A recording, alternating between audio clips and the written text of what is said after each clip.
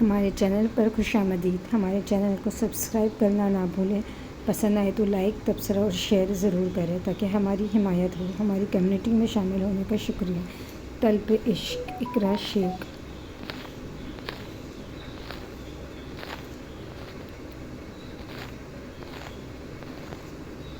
انسان بے بس کب محسوس کرتا ہے؟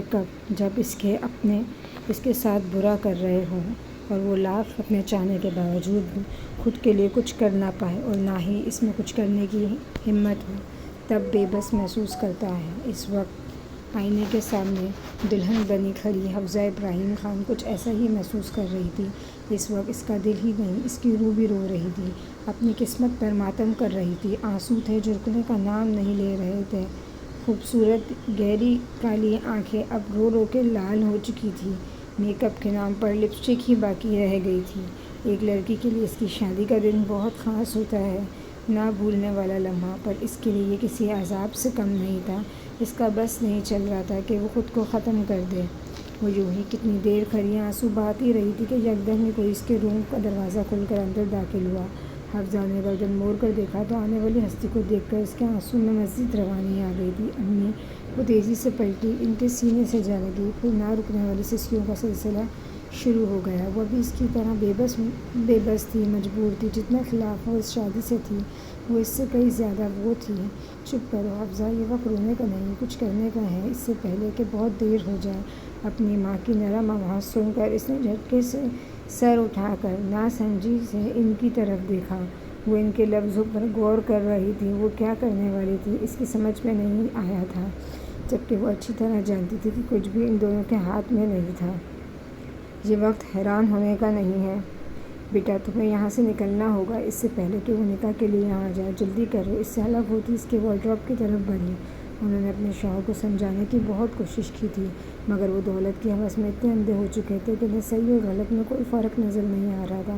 امی اب کیا کہہ رہی ہیں؟ یہ ناممکن ہے اور میں کہاں جاؤں گی؟ اپنی بات کی سمجھ میں آتے وہ اپنا رونا بھول کر حیران پریشان سے ان کے پیچھے آ کھڑی ہوئی، جو بیگ میں اس کا ضروری سامان رکھ رہی تھی۔ کچھ بھی ناممکن نہیں ہے میری جان، اور میں اپنی آنکھوں کے سامنے تمہارا یوں سودا ہوتے نہیں دیکھ سکتی۔ ان کا لہجہ اس وقت بہت مضبوط تھا اور شاید ان کی زندگی میں پہلی بار وہ یوں اپنی ماں کو کوئی فیصلہ لیتے دیکھ رہی تھی، ورنہ اس نے ہمیشہ ہی اپنی ماں کو سر جھکائے اپنے باپ کا ہر لقمہ مانتے ہوئے دیکھا ہے، چاہے اس میں اس کی ماں کی مرضی ہوتی تھی یا نہیں۔ پر امی، میں آپ کو ایسے چھوڑ کر نہیں جا سکتی، اور میں کہاں جاؤں گی؟ آپ کے علاوہ کون ہے میرا اس دنیا میں؟ ایک طرف تو اس کو سکون ملا تھا کہ اس نے کہا اس شخص سے محفوظ ہو جائے گی، مگر دوسری طرف اس کو اپنی ماں کی فکر ہوئی تھی۔ تم یہاں کہیں بھی چلی جاؤ، اپنے باپ کی پہنچ سے دور، اللہ بہت بڑا ہے حفصہ، وہ اس دنیا میں تمہارا ٹھکانہ بنا دے گا۔ انہوں نے بیگ اس کے ہاتھ میں تھما دیا۔ محبت بھری نظروں سے اس کو دیکھنے لگی۔ اگر تمہارا نکاح ہو گیا تو میں شاید کبھی خود کو معاف نہیں کر پاؤں گی۔ یہ سوچ کر میں اپنی بیٹی کے لیے کچھ نہیں کر پائی، اس لیے میری خوشی اسی میں ہے کہ تم یہاں سے چلی جاؤ۔ وہ اس کو لیے اس کے روم میں واحد کھڑکی کی طرف بڑھی جو مین گیٹ کی طرف کھلتی تھی۔ مہمانوں کا انتظام پیچھے لان میں کیا گیا تھا، اس لیے گھر کا راستہ صاف تھا۔ امی، میں آپ کے بغیر کیسے رہ پاؤں گی؟ وہ اپنی ماں کو یوں اس حال میں چھوڑ کر جانا اس کو صحیح نہیں لگ رہا تھا۔ میرے لیے بھی مشکل ہے بیٹا، پر تمہیں یہ کرنا ہوگا میرے لیے۔ انہوں نے آگے بڑھ کر اس کی پیشانی چومی تھی۔ وہ اس کو کس طرح خود سے دور کر رہی تھی یہ ان کا دل ہی جانتا تھا۔ اور ہاں، کچھ دنوں تک فون پر مجھ سے رابطہ کرنے کی کوشش بھی مت کرنا، سمجھ رہی ہو نا؟ انہوں نے اس کو آخری نصیحت کی تھی اور کھڑکی سے باہر نکلنے میں مدد کی تھی۔ اللہ تمہاری مدد کرے گا، میری دعا تمہارے ساتھ ہے، اور میری فکر مت کرنا، تمہاری ماں بہت مضبوط ہے۔ انہوں نے مسکرا کر آخری الوداع کہا تھا۔ وہ ایک محبت اور درد بھری آخری نگاہ ان پر ڈال کر وہاں سے نکلتی چلی گئی۔ اس نے مڑ کر نہیں دیکھا، اگر وہ دیکھ لیتی تو شاید اس کے لیے جانا مشکل ہو جاتا۔ اپنے آنسو کو بے دردی سے رگڑتی وہ خان ولا کا گیٹ پار کر گئی۔ جانتے بھی ہو کیا بکواس کر رہے ہو تم وہاں، بولو۔ وہ اپنے وکیل کی پوری بات سن کر جھٹکے میں اس کی جانب پلٹا اور قہر آلود نظروں سے اس کو دیکھتا استفسار کر رہا تھا۔ اس وقت غصے کی وجہ سے اس کی رگیں تنی ہوئی تھیں۔ نوٹس میں یہی لکھا ہے صاف لفظوں میں، وہ اپنا حق مانگ رہے ہیں، سائم اپنے ماتھے پر آئے پسینے کی ننھی ننھی بوندیں صاف کرتا ہوا بولا، وہ اس شہر کا نامی اور کامیاب وکیل تھا۔ بہت ہی کم عمر میں اس نے بہت نام کما لیا تھا۔ ہر کیس میں اس کو کامیابی حاصل تھی، مگر اس کے سامنے کھڑی ہستی بھی کوئی معمولی شخصیت نہیں تھی۔ افسن یار خان تھا۔ خان انڈسٹریز کا مالک، اس شہر کے رائس اور پاورفل لوگوں میں سے ایک۔ اپنے ایک اشارے پر وہ کسی کا بھی کیریئر برباد کر سکتا تھا، شاید اس کا بھی۔ اسی لیے سائم افندی جیسا قابل انسان بھی اس کے سامنے گھبرا رہا تھا۔ کیا تم مجھے کھل کر بتا سکتے ہو کیسا حق مانگ رہے ہیں؟ یہاں تک مجھے لگتا ہے کہ اس پر میرا یا مجھ سے جڑی کسی بھی چیز پر کوئی حق نہیں ہے۔ وہ اپنے چہرے پر ہاتھ پھیرتا اپنے غصے کو کم کرنے کی کوشش کر رہا تھا، تو وہ اپنے ماضی سے باہر نکل ہی نہیں پایا تھا کہ اس کا ماضی پھر سے دستک دے رہا تھا۔ انہوں نے کسٹڈی کے لیے کیس فائل کیا ہے، اور وہ ابھی اس کا جملہ مکمل ہی نہیں ہو پایا تھا کہ وہ کسی شیر کی طرح اس کو کالر کو اپنی مٹھی میں دبوچ چکا تھا۔ کیا بکواس ہے کہ کیسے کسٹڈی، کیسا حق؟ اتنے سالوں بعد وہ ہوتی کون ہے اپنا حق مانگنے والی؟ وہ کسی زخمی شیر کی طرح گرایا تھا۔ اگر وہ وقت کہ وہ اس کے سامنے ہوتی تو یقیناً آخری سانسیں گن رہی ہوتی۔ وہ ماں ہے اور کورٹ اس کو پوری اجازت دیتا ہے اپنا حق مانگنے کے لیے۔ سائم جیسے سمجھدار سلجھا ہوا وکیل بھی اس کے سامنے اپنی بات نہیں رکھ پا رہا تھا۔ 5 سال پہلے اس کے اندر کی ماں کہاں غائب ہو گئی تھی؟ اب اچانک 5 سال بعد وہ اپنا حق کیسے یاد آ گیا؟ وہ اس کو کالر کو ایک جھٹکے سے چھوڑتا اپنے روم میں موجود گلاس وال کے قریب آ کھڑا ہوا، جہاں سے وہ اس شہر کا خوبصورت نظارہ دیکھ سکتا تھا۔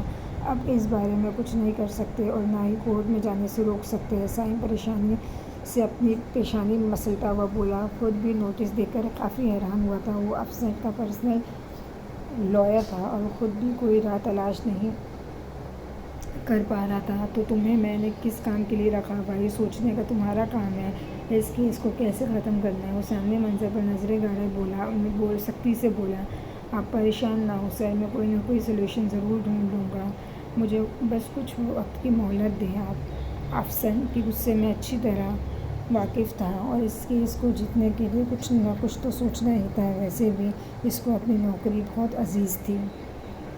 کچھ بھی کرو، اس مسئلے کا کوئی حل نکالو، وہاں فیصلہ میرے حق میں ہی ہونا چاہیے۔ اس بار وہ اس کی جانب پلٹا اور انگلی اٹھا کر اس کو وارن کرنے والے انداز میں بولا، ڈونٹ وری سر، ایسا ہی ہوگا۔ وہ ٹیبل سے فائل اٹھاتا واپس جانے کے لیے پلٹا، اور ہاں ایک آخری بات افسر یار خان، میں آج تک ہارنا نہیں سیکھا۔ میں تمہیں صرف 2 دن دیتا ہوں، اگر 2 دن میں تم نے مجھے کوئی اچھی خبر نہیں سنائی، اس شہر، اس ملک میں بھی اور بھی قابل وکیل موجود ہے جو میرا کام کرنے کے لیے۔ اس بار وہ اس کو باہر جانے کا اشارہ کرتا پھر سے گلاس وال کی جانب مڑ گیا۔ آج صبح ہی جب وہ آفس میں آیا تو اس کی ٹیبل پر رکھے نوٹس کو دیکھ کر اس کا غصے سے برا حال ہو گیا۔ وہ اس کو سب کچھ دینے کو تیار تھا، مگر وہ جو اس سے مانگ رہی تھی افسر اس کو کسی بھی قیمت پر دینے کو تیار نہیں تھا۔ وہ اس کیس کو جیتنے کے لیے کچھ بھی کر سکتا تھا، کچھ بھی۔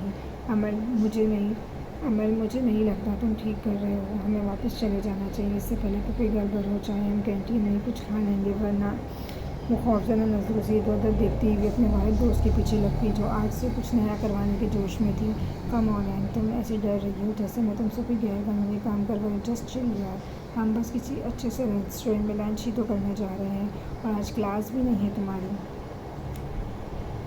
باڈی گارڈ کو کچھ بھی معلوم نہیں ہوگا۔ عمل لاپرواہی سے اس کی کلائی تھام کر یونی کے پیچھے گیٹ سے باہر نکلتی چلی گئی، جبکہ عین کو اپنے بڑھتے قدموں کے ساتھ ساتھ اپنے دل کی دھڑکنیں بھی بڑھتی ہوئی محسوس ہو رہی تھیں۔ بغیر اپنے باڈی گارڈ اور بغیر کسی یونیفارم کے اکیلے باہر جانا اس کے لیے کسی غیر قانونی کام سے بھی کم نہ تھا۔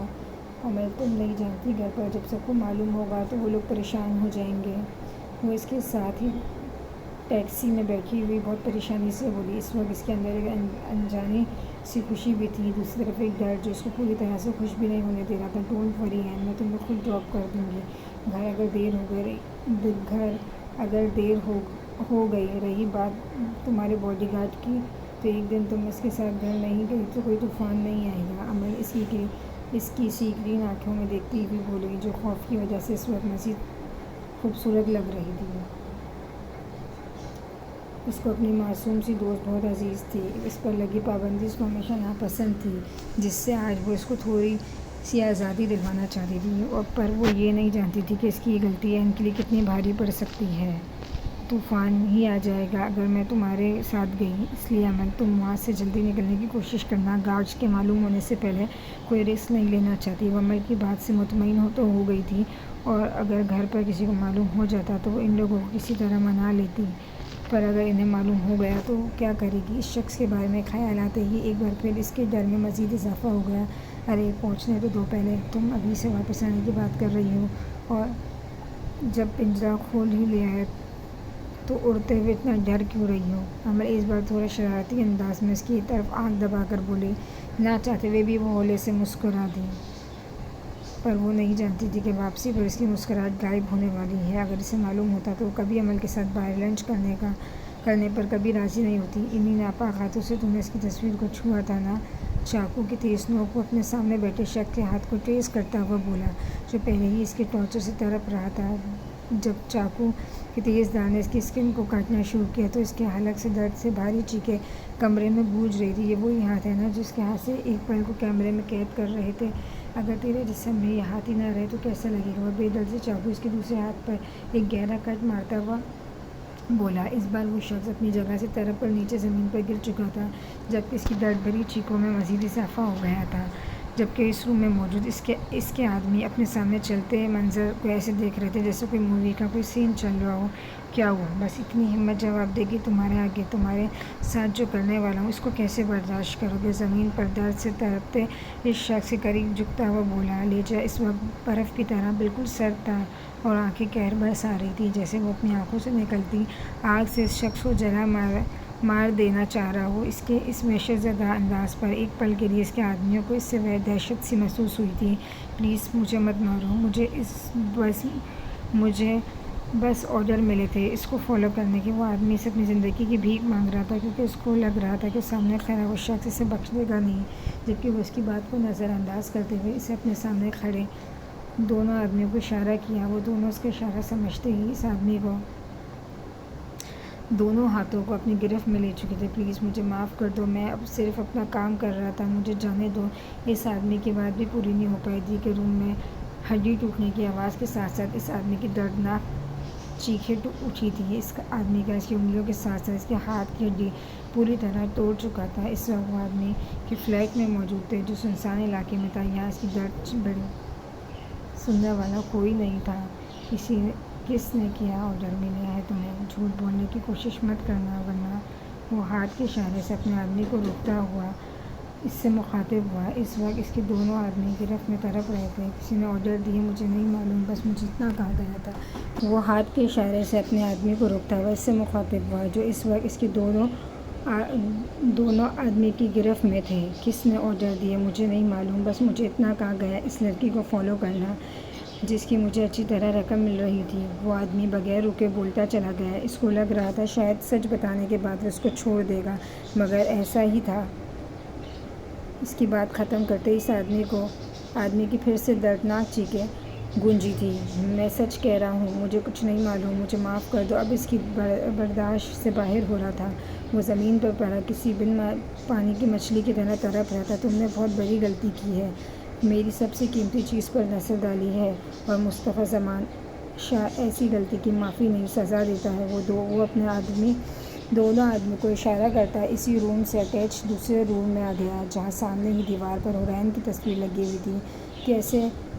کیسے میں وہ مسکرا رہی تھی، کیسی تصویر میں کسی سے بات کر رہی تھی، کینٹین میں کھانا کھاتے ہوئے، لکھتے ہوئے، جانے کتنی ہی تصویریں وہاں موجود تھیں۔ ان سب کو دیکھ کر اس کا غصہ مزید بڑھا تھا۔ اس کی رگیں جیسے تن گئی۔ حورین کی اپنی جان سے بھی زیادہ حفاظت کرنے کے بعد پچھلے 3 سال میں یہ دوبارہ ہو گیا تھا۔ کچھ تو کمی رہ گئی تھی اس کی پروٹیکشن میں۔ آگے ایسا ہونے سے روکنے کے لیے اس نے اپنی سیکیورٹی مزید سخت کر دی تھی، اس سے پہلے کہ کوئی حورین کو نقصان پہنچائے۔ میں تمہیں اس تک کبھی پہنچنے نہیں دوں گا، میرا وعدہ ہے تم سے۔ وہ دیوار پر لگی ایک فوٹو کو اتارتا اپنی سوچ میں اس شخص سے مخاطب ہوا جو یہ سب کروا رہا تھا، جبکہ دوسرے کمرے میں مسلسل اس شخص کی چیخیں اس کو سنائی دے رہی تھیں، جو وہ کام ادھورا چھوڑ کر گیا تھا اسے آدمی پورا کر رہے تھے۔ تم اپنا کام اچھے سے جانتے ہو، اس کی ڈیڈ باڈی کے ساتھ کیا کرنا ہے۔ وہ اسی روم میں داخل ہوتا اپنے آدمی سے مخاطب ہوا۔ ایک نظر اس شخص کو دیکھا جو اپنی زندگی کی آخری سانسیں گن رہا تھا۔ وہ ان دونوں پر ایک آخری نگاہ ڈالتا روم سے باہر ہی نکلا ہی تھا کہ اس کی بلیک لیدر جیکٹ کے پاکٹ میں بجتے موبائل نے اس کے قدموں کو روکا تھا۔ اسکرین پر جگمگاتے نمبر کو دیکھ کر اس کے ماتھے پر پہلے بالوں میں اضافہ ہوا۔ کال ریسیو کر کے موبائل کان سے لگایا۔ ہاں بولو، اس وقت فون کیوں کیا؟ کوئی گڑبڑ؟ سرد لہجے میں پوچھا گیا، مگر سامنے والے کی بات سنتے ہی اس کے موبائل پر پکڑ سخت ہوئی تھی۔ تم کچھ مت کرو، صرف دور سے نظر رکھو، گھر پہنچتے ہی کال کرنا، میں آ رہا ہوں۔ اپنی بات مکمل کر کے وہ فون کٹ کرتا غصے میں وہاں سے نکلا تھا۔ تم لوگوں کو ایک کام دیا تھا میں نے کل، اور تم لوگوں سے وہ بھی نہیں ہوا، ایک لڑکی کو ڈھونڈ نہیں پائے تم لوگ۔ ابراہیم خان کی گرجدار آواز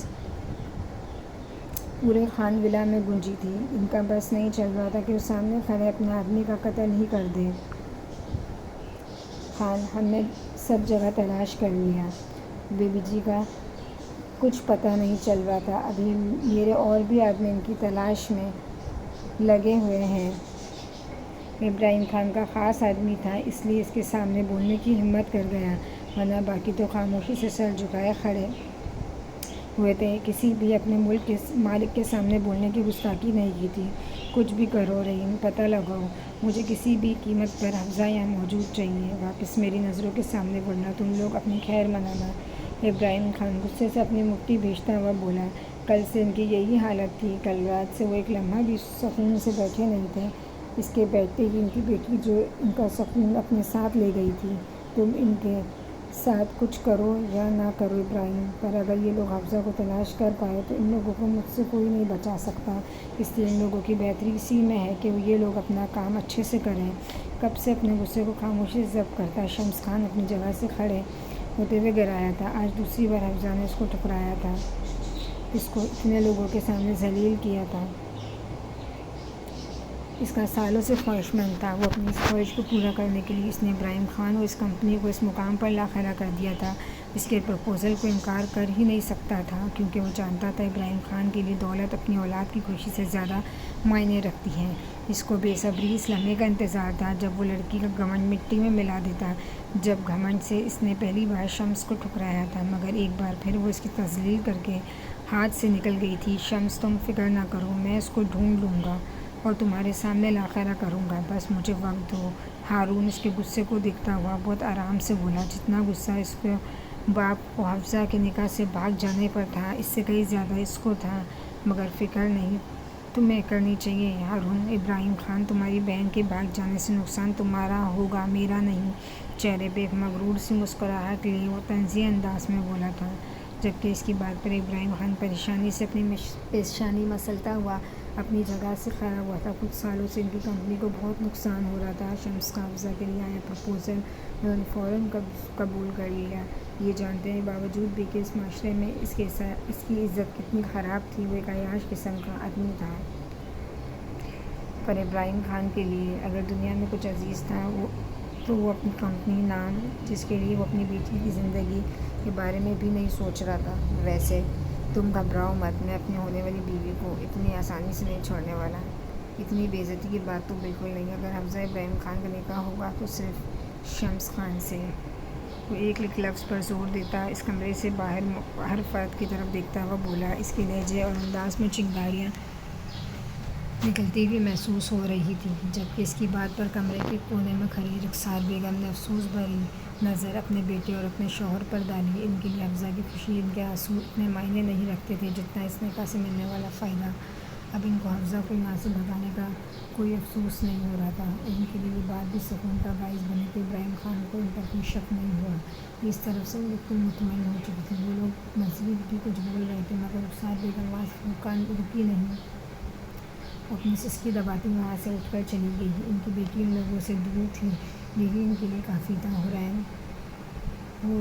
حنین غصے میں دندناتا گھر میں داخل ہوا۔ اس وقت اس کی گرجدار آواز پورے شاہ ہاؤس میں گونج رہی تھی، حنین باہر آؤ فوراً، اس پر چھپڑ، اس طرح چھپنے سے تم مجھ سے بچ نہیں سکتی۔ وہ سیڑھیاں چڑھتا اس کے کمرے کی جانب بڑھا جانتا تھا اس وقت وہ کمرے میں ہی موجود ہوگی۔ مصطفیٰ رک جاؤ، اس وقت تم غصے میں ہو اور وہ بھی ڈری ہوئی ہے، اس وقت اس سے بات کرنا صحیح نہیں ہوگا۔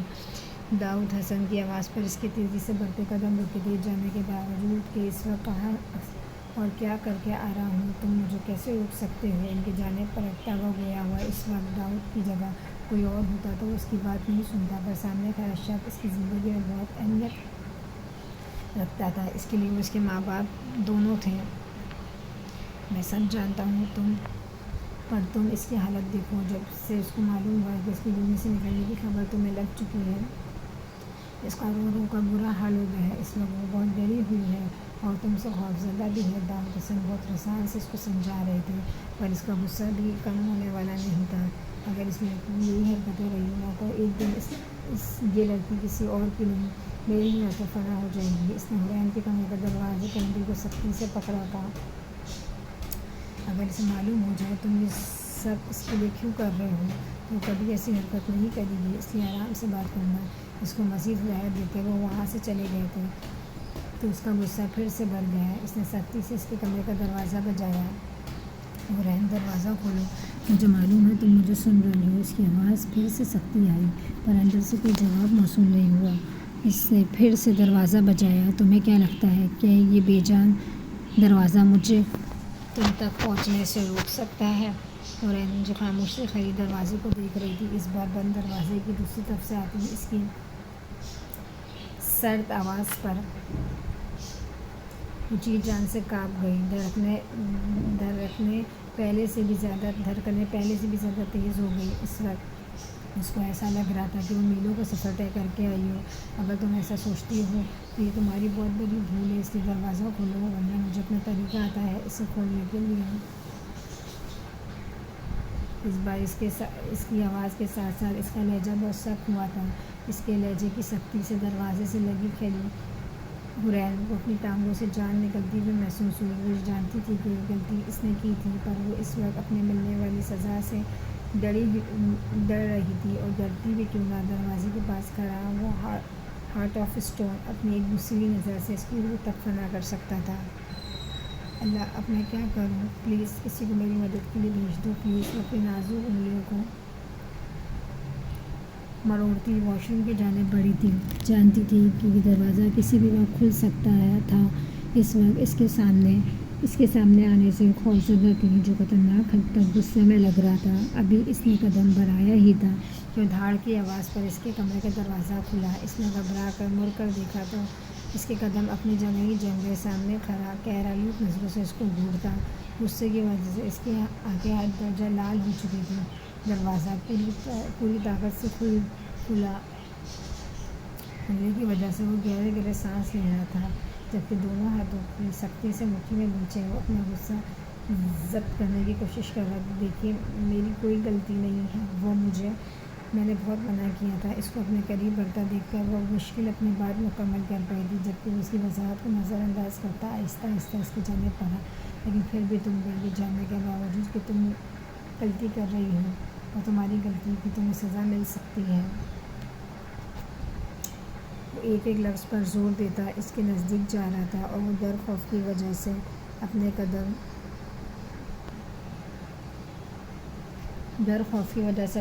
پیچھے کی جانب بڑھا رہی تھی۔ پلیز مجھے معاف کر دیں، میں نہیں جانا چاہ رہی تھی، پر اس کے پاس جیسے لفظ ختم ہو گئے تھے اپنی صفائی کے لیے۔ مگر جب اس کے کمرے کا واش روم کے دروازے سے ٹکرائی تو وہ اپنے خشک پڑتے لبوں پر زبان پھیرتی ہوئی بولی، نگاہیں ادھر ادھر اپنے بچنے کی کوئی راہ تلاش کر رہی تھی، جبکہ وہ اس کی ایک ایک حرکت کو نوٹ کر رہا تھا۔ اس کے نازک وجود کے ارد گرد بازو رکھتا اس کی فرار کی راہ بند ہو چکا تھا۔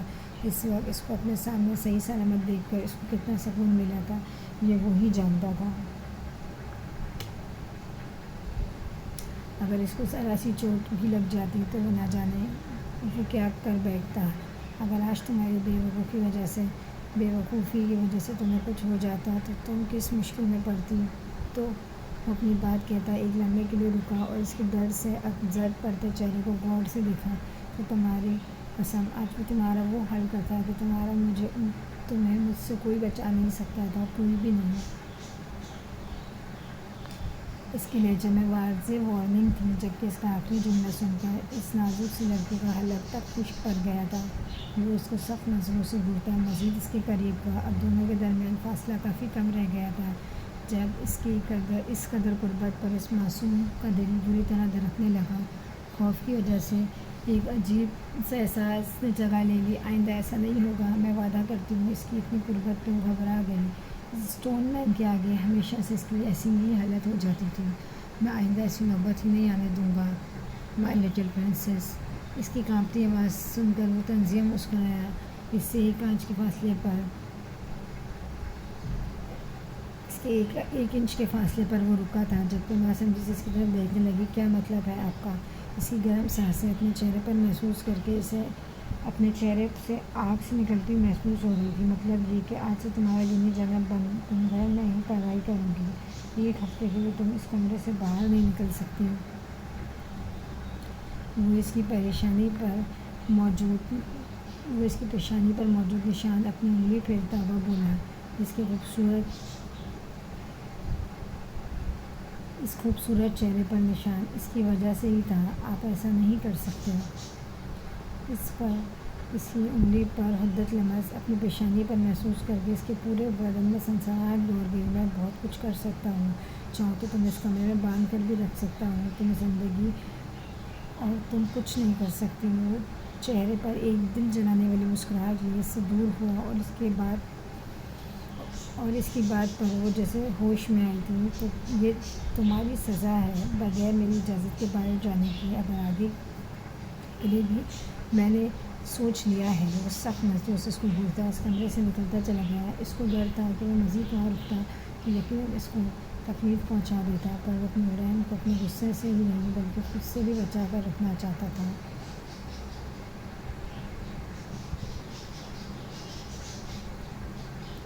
کیا ہوا بیٹا؟ آج آپ اتنے خاموش کیوں ہیں؟ آپ کو یہاں آ کر اچھا نہیں لگا؟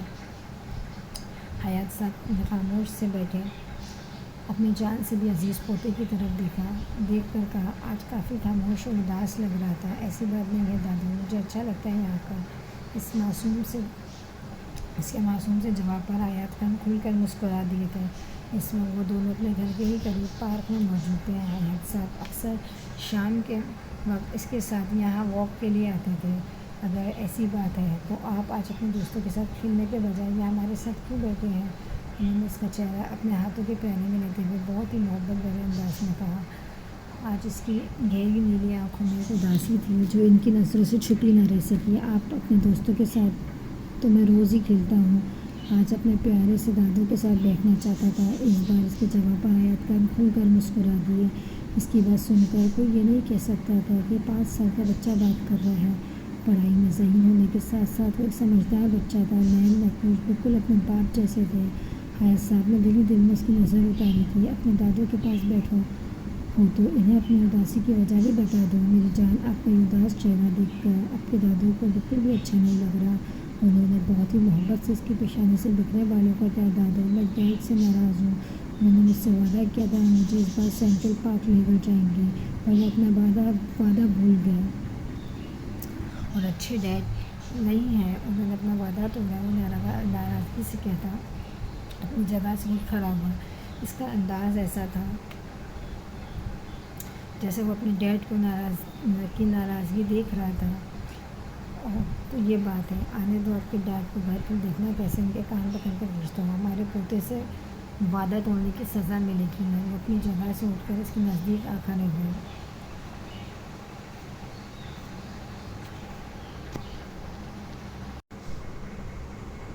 وہ تو یہ بات ہے، پوتے سے وعدہ توڑنے کی سزا ملے گی. وہ اپنی جگہ سے اٹھ کھڑے اس کے نزدیک آ کھڑے ہوئے تھے. حیات صاحب اپنے بیٹے کی مصروفیت کو سمجھتے تھے. وہ اپنی اسی مصروفیت کی وجہ سے اپنے بیٹے سے بھی دور ہوتا جا رہا تھا. پر انہیں اس بات کا بھی اندازہ تھا جتنا ان کا بیٹا اپنے باپ کی توجہ کے رکھتا ہے. ان کے بیٹے کو بھی اس سے اتنی محبت تھی. بس وہ اپنے کام کی وجہ سے مجبور تھا. پر دادو، جب ڈیڈ مجھ سے خفا ہوتے ہیں تو میں اداس ہو جاتا ہوں. اگر آپ ان سے خفا ہوئے تو ڈیڈ بھی اداس ہو جائیں گے. اس لیے دادو، آپ انہیں مت ڈانٹنا. اس کی بات پر حیات صاحب کو اس پر بے پناہ پیار آیا تھا. وہ جانتے تھے ہادی اپنے ڈیڈ کے لیے بہت خاص احساس ہے. وہ اپنے باپ کی ناراضگی اور اسے اداس بالکل نہیں دیکھ سکتا تھا. اس لیے فوراً ہی اس کی حمایت میں بول پڑا. چلو، اگر تم کہتے ہو تو میں تمہارے ڈیڈ کے کان نہیں کھینچوں گا. اب تو خوش ہونا تم. انہوں نے بہت ہی محبت سے اس کے ننھے ہاتھوں کو اپنے ہاتھوں سے لے کر دبایا تھا. اچھا چلو، مجھے یہ بتاؤ اچھا چلو مجھے یہ بتاؤ کہ تمہارے اس اداس چہرے پر مسکراہٹ لانے کے لیے میں کیا کروں؟ وہ اس کا ہاتھ تھام کر پارک کے باہر کھڑے گیٹ کی طرف بڑھے تھے۔ آپ کو کچھ نہیں کرنا، بس مجھے آئس کریم کھلا دیں، اور ڈیڈ کو معلوم نہیں ہونا چاہیے، ورنہ تو آپ جانتے ہی ہیں۔ وہ روڈ کے دوسری جانب موجود آئس کریم شاپ کی طرف دیکھ کر بولا۔ اتنے وقت میں پہلی بار اس کے چہرے پر مسکراہٹ آئی تھی۔ ایاز صاحب اس کے چہرے کی مسکراہٹ چھیننا نہیں چاہتے تھے، اس لیے اس کی طرف دیکھ کر مسکرا دیے۔ وہ ان کی اجازت ملتے ہی تیزی سے ہاتھ چھوڑ کر شاپ کی طرف بھاگا تھا۔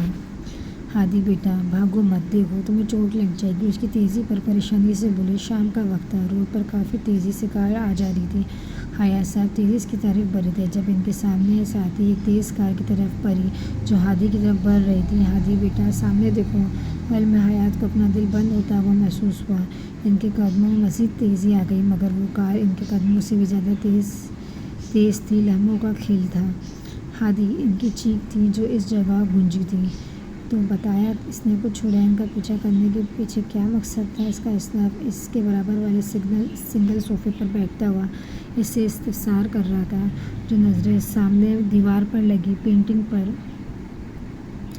گہری سوچ میں گم تھا۔ اسناف کی آواز پر وہ جسے ہوش میں آیا تھا۔ حرین کے ہر لمحے کی خبر اس تک پہنچا رہا تھا۔ اتنے دن تک میں بے خبر رہا، اگر وہ اس تک پہنچ جاتا تو۔ اس نے غصے میں ایک زوردار پنچ اپنے سامنے رکھے ٹیبل پر مارا تھا۔ آج اس کا غصہ کم ہونے کا نام نہیں لے رہا تھا۔ اتنی سیکیورٹی کے بعد بھی اس سے کہاں غلطی ہو گئی؟ جب تک تم حرین کے ساتھ ہو کوئی اس کی طرف آنکھ اٹھا کر بھی نہیں دیکھ سکتا۔ چوٹ پہنچانا تو دور کی بات ہے، وہ اس کے مضبوط چوڑے کندھوں کو تھپتھپاتا اس کا غصہ کم کرنے کو اپنی ناکام کوشش کر رہا تھا۔ وہ اور مصطفیٰ بچپن کے دوست تھے۔ جس طرح دونوں کے والد میں گہری دوستی تھی، اس طرح ان کی دوستی بھی بہت گہری تھی۔ دونوں میں بالکل بھائیوں کی طرح محبت تھی۔ اس کے درندے والے روپ سے بھی اچھی طرح واقف تھا۔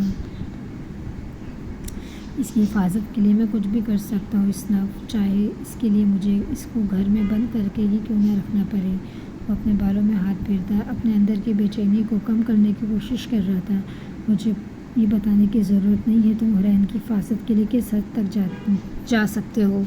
میں اچھی طرح سے واقف ہوں۔ وہ ایک نظر اپنے دوست پر ڈالتا ہوا بولا۔ وہ اتنے سالوں سے حرین کے لیے اس کی فکر دیکھتا آ رہا تھا، اس کے لیے بہت پوزیسو تھا۔ حرین اس کے لیے بہت خاص تھی، اس لیے اس کا اتنا غصہ ہونا بھی جائز تھا۔ ویسے مصطفیٰ، حرین کے لیے تمہارا پوزیسو ہونا اچھی بات ہے، مگر تم کبھی بھی کچھ زیادہ ہی گل جاتے ہو۔ یہ سوچے سمجھے بغیر تمہارا رد عمل اس پر کیا اثر پڑ سکتا ہے؟ اس کی حفاظت کرتے کرتے ایک دن تم اسے خود سے دور کر دو گے، یہ جاننے کے باوجود حرین کا تمہارے علاوہ اس دنیا میں کوئی نہیں ہے۔ وہ ایک لمحے کے لیے رکا، مصطفیٰ کے چہرے کی طرف دیکھا جس کے تاثرات بالکل سخت تھے، جیسے وہ اپنے اندر اپنے آپ سے لڑ رہا ہو۔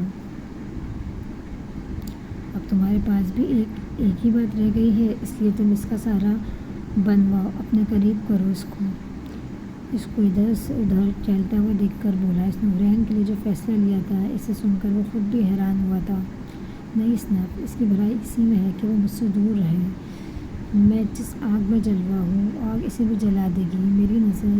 میری زندگی صرف دو ہی مقصد ہے، حرین کی حفاظت اور اس آدمی کی بربادی جس کی وجہ سے میری خوشیاں تباہ ہو گئی۔ اس وقت اس کے چہرے کے تاثرات بہت سخت تھے۔ اسناف بہت اچھی طرح جانتا تھا اس وقت اس کے اندر کیا جنگ چل رہی ہے۔ ماضی میں جو ہوا تم اسے بدل نہیں سکتے مصطفیٰ، یہ ضروری نہیں آگے چل کر ویسا ہی ہو جیسا تم سوچ رہے ہو۔ میں تمہیں بدلہ لینے سے نہیں روک رہا ہوں۔ وہ اس کو ہر بار کی طرح اپنی بات سمجھانے کی کوشش کر رہا تھا۔ جہاں تک مجھے لگتا ہے تم نے مجھے یہاں اپنی بات کرنے کے لیے بلایا تھا۔ اگر تمہیں میری بارے میں بات کرنی ہے تو اس وقت میرے پاس بالکل ٹائم نہیں ہے۔ ہر بار کی طرح وہ آج بھی اس بات سے بچنے کے لیے وہ اپنی بات کہتا دروازے کی جانب بڑھا۔ وہ اس سے اپنے بیٹے کی کسٹڈی کے لیے کیس فائل کیا ہے۔ ابھی اس کا ہاتھ دروازے کے ہینڈل پر ہی تھا کہ جب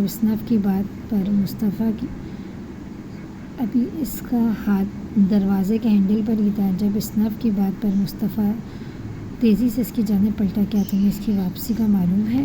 اس کو خاموشی سے خیال دے کر اسناف مزید بولا تھا۔ جانتا تھا وہ اپنی بات نہیں کرے گا، اس لیے اس نے مصطفیٰ کو یہاں بلانے کا مقصد بتایا۔ نہیں، گزرے 5 سالوں میں میرا اس سے کوئی رابطہ نہیں کیا۔ اب وہ اپنی پریشانی بھلا کر پوری طرح اس کی طرف متوجہ تھا۔ اب تم کیا کرو گے؟ وہ اس سے بس اتنا ہی پوچھ پایا تھا، مزید کچھ کہنے کی اس نے کوشش نہیں کی۔ میرے وکیل سے بات ہوئی، کوئی نہ کوئی راستہ ضرور نکلے گا، پر میں کسی بھی قیمت پہ اس کو یہ کیس جیتنے نہیں دوں گا۔ وہ اپنی بات کہتا ہوا مصطفیٰ کی طرف پلٹا تھا، جو خاموشی سے کھڑا اسی کو ہی دیکھ رہا تھا۔ دونوں ہی ایک دوسرے کو خاموشی کو سمجھ رہے تھے۔ ٹھیک ہے، پھر جیسا بھی ہو مجھے انفارم کر دینا، اب چلتا ہوں۔ ایک ادھورا کام چھوڑ کے آیا تھا، اسے پورا کرنا جانا ہے۔ مصطفیٰ اس سے اجازت لیتا تیزی سے اس کی آفس سے نکلا تھا، جبکہ اسنف کی نظروں نے دور تک اس کا پیچھا کیا تھا۔ مصطفیٰ کی الجھن اور پریشانی سمجھتا تھا، اس لیے بہت مشکل تھا وہ 2 لوگوں میں سے کسی ایک کی سائڈ لینا، جب وہ 2 لوگ اس کے لیے اتنے عزیز ہوں۔ ایک طرف اسنف تھا تو دوسری طرف رباب خان۔ اس بار بھی ہمارا آدمی پکڑا گیا، میں بہت مشکل سے اپنا جان بچا کر آیا ہوں۔ وہ آدمی اپنی پیشانی پر آیا پسینہ صاف کرتا ہوا، کیونکہ وہ جانتا تھا اپنے کام کو انجام نہ دینے کی اس کو کیا سزا مل سکتی ہے۔ تو تم نے تو کہا تھا سب کچھ ہمارے پلان کے مطابق چل رہا ہے۔ مصطفیٰ کو بھی کوئی شک نہیں ہوا۔ تو تم کیسے پکڑے گئے؟ وہ اپنی چیئر سے کھڑا ہوتا اپنے آدمی کے قابل کھڑا ہوا، آنکھوں کے ساتھ ساتھ اس کا لہجہ بھی سرد تھا۔ سب کچھ ایسا ہی چل رہا تھا خان، جیسا آپ چاہتے تھے۔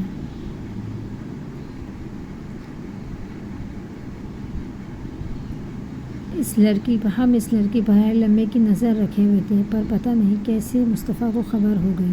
اپنے مالک کے لہجے میں چھپا غصہ محسوس کر کے اس آدمی کے رونگٹے کھڑے ہو گئے تھے۔ وہ بار بار اپنی پیشانی کو مسلتا ہوا اس کو تفصیلاً جواب بتا رہا تھا۔ خان، پہلے ہمارا جو آدمی پکڑا گیا تھا اس کی تو لاش ہمیں مل گئی تھی، مگر اس بار ہمیں اپنے آدمی کی لاش تک نہیں ملی۔ اس نے بہت دردناک موت دی ہے اسے۔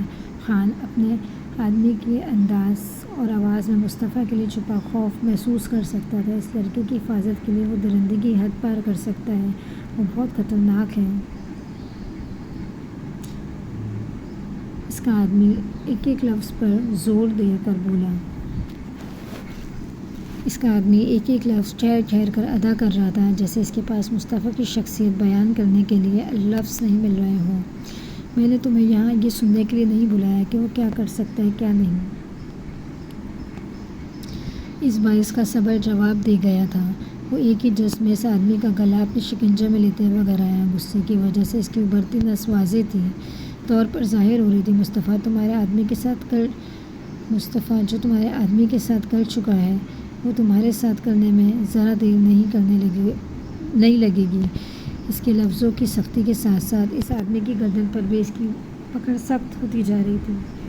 سانس رکنے کی وجہ سے اس آدمی کی آنکھیں مزید باہر نکل گئی تھیں۔ وہ اپنی گردن اس کی پکڑ سے آزاد کرانے کی کوشش کرنے لگا، مگر سامنے والے کی پکڑ بہت مضبوط تھی۔ اس وقت تمہاری جان میرے ہاتھ میں ہے، تو اب بتاؤ تمہاری نظر میں زیادہ درندہ کون ہوا، میں یا وہ اس آدمی کو اپنی پکڑ میں مچلتا تڑپتا ہوا دیکھ کر شیطانی انداز میں مسکرایا تھا، جیسے جو آدمی تھوڑی دیر پہلے اپنے مالک کے سامنے کسی اور کی حمایت کر رہا تھا۔ اب اس آدمی کی یہ حالت دیکھ کر اس کی روح کو تسکین مل رہی تھی۔ وہ جیسے اس آدمی کو اور اس وقت اس کمرے میں موجود ہر شخص کو یہ بتانا چاہ رہا ہو کہ مصطفیٰ زمان شاہ اگر درندہ ہے تو اس کی بھی درندگی کم نہیں تھی۔ خان، چھوڑ دو اسے، یہ مر جائے گا۔ اپنے آدمی پر یوں غصہ نکالنے سے کچھ حاصل نہیں ہوگا۔ کب سے خاموشی سے یہ سب دیکھتے اس کے خاص آدمی نے جھٹکے سے اس آدمی کو اس کی گرفت سے آزاد کروایا تھا۔ اگر تم میرا درندے والا روپ نہیں دیکھنا چاہتے اور یہ نہیں چاہتے کہ مصطفیٰ نے جو میرے آدمی کے ساتھ کیا وہ میں تمہارے ساتھ کروں، تو مجھے وہ لڑکی لا کر دو کسی بھی قیمت پر۔ وہ اس آدمی کی طرف دیکھ کر دھاڑا تھا جو اس وقت زمین پر لیٹا بری طرح کھانس رہا تھا۔ اگر وہ اس کو وقت پر نہ چھوڑتا یقیناً اس کی جان چلی جاتی۔ خان، مجھے کچھ وقت یا مہلت دو، میں اس لڑکی کو آپ کے سامنے لا کھڑا کر دوں گا۔ وہ آدمی اپنی حالت پر قابو پاتے ہوئے بولا۔ آج اپنی غلطی کی وجہ سے وہ موت کے بہت نزدیک تھا، اب ایسی غلطی دوبارہ نہیں کرنا چاہتا تھا۔ تم میرے خاص آدمی ہو، اس لیے تمہاری جان بخشش دی ہے۔ ساتھ ہی تمہیں کچھ وقت بھی دے رہا ہوں، اس بار کوئی گڑبڑ نہیں ہونی چاہیے، ورنہ تم اپنا انجام جانتے ہو۔ وہ اپنی بات کہہ کر رکا نہیں تھا، وہاں تیزی سے نکلتا چلا گیا تھا۔ ساتھ ہی اس کے پیچھے اس کا خاص آدمی کریم بھی تھا۔ میں نے کہا نا کہ مجھے کھانا نہیں کھانا، تو ایک بات سمجھ نہیں آتی تمہیں؟ جاؤ یہاں سے اور مجھے پریشان مت کرو۔ پھر میں کھانا لاتے۔ وہ اپنے نیو باڈی گارڈ کو دیکھ کر خفگی سے بولی، پچھلے والے کو مصطفیٰ ان کی ایک غلطی کی وجہ سے انہیں نکال چکا تھا۔ وہ حسین کے معاملے میں ذرا بھی غلطی برداشت نہیں کر سکتا تھا۔ یہ نیا گارڈ اس کو پسند تو آ گیا تھا، کیونکہ یہ پہلے والے کی طرح خوفناک نہیں لگتا تھا، مگر مصطفیٰ کی دی ہوئی سزا، 2 دن سے کمرے میں بند رہنے کی وجہ سے موڈ کافی خراب ہو چکا تھا، اس لیے سارا غصہ اس نیو باڈی گارڈ پر نکال رہا تھا۔ میم، سر کے آرڈر ہیں آپ کو کھانا کھلانے کے، پلیز میری آپ سے ریکویسٹ ہے، کھا لیجیے۔ وہ ٹرے ہاتھ میں لیے آگے بڑھا تھا۔ میں نے کہا نا، جاؤ یہاں سے، مجھے پریشان مت کرو ورنہ شور کروں گی۔ مصطفیٰ کے گارڈ بھی اس کی طرح ضدی تھے، پر وہ اس گارڈ کے سامنے اپنی زبان کھولنے کی ہمت رکھتی تھی۔ ٹھیک ہے میم، بعد میں آ جاؤں گا جب آپ کو غصہ کم ہوگا۔ حسین کے تیور دیکھ کر وہ ٹرے واپس لا کر کمرہ لاک کر چکا تھا۔ حسین اس کے جاتے ہی بیڈ پر آ بیٹھی اور غصے میں اپنے گلے میں جھولتا دوپٹہ ایک طرف ڈالا تھا۔ ابھی سے بیٹھے ہوئے کچھ ہی وقت گزرا تھا کہ اس کے کمرے کا دروازہ پھر سے کھلا تھا۔ وہ جھٹکے سے بیڈ سے اٹھی تھی۔ کتنی بار تمہیں منع کر چکی ہوں کہ مجھے، اس سے پہلے کہ وہ مزید کچھ کہتی، سامنے کھڑے شخص کو دیکھ کر اس کا باقی کا جملہ منہ میں ہی رہ گیا تھا۔ وہ نظریں اس پہ جمائے ہوئے کمرے میں داخل ہوا تھا۔ مصطفیٰ نے ہاتھ میں پکڑی ٹرے کمرے میں موجود سائڈ ٹیبل پر رکھی اور خود سائڈ پر رکھی کرسی پر بیٹھ گیا۔ حسین کی آواز جیسے کہیں گم سی ہو گئی۔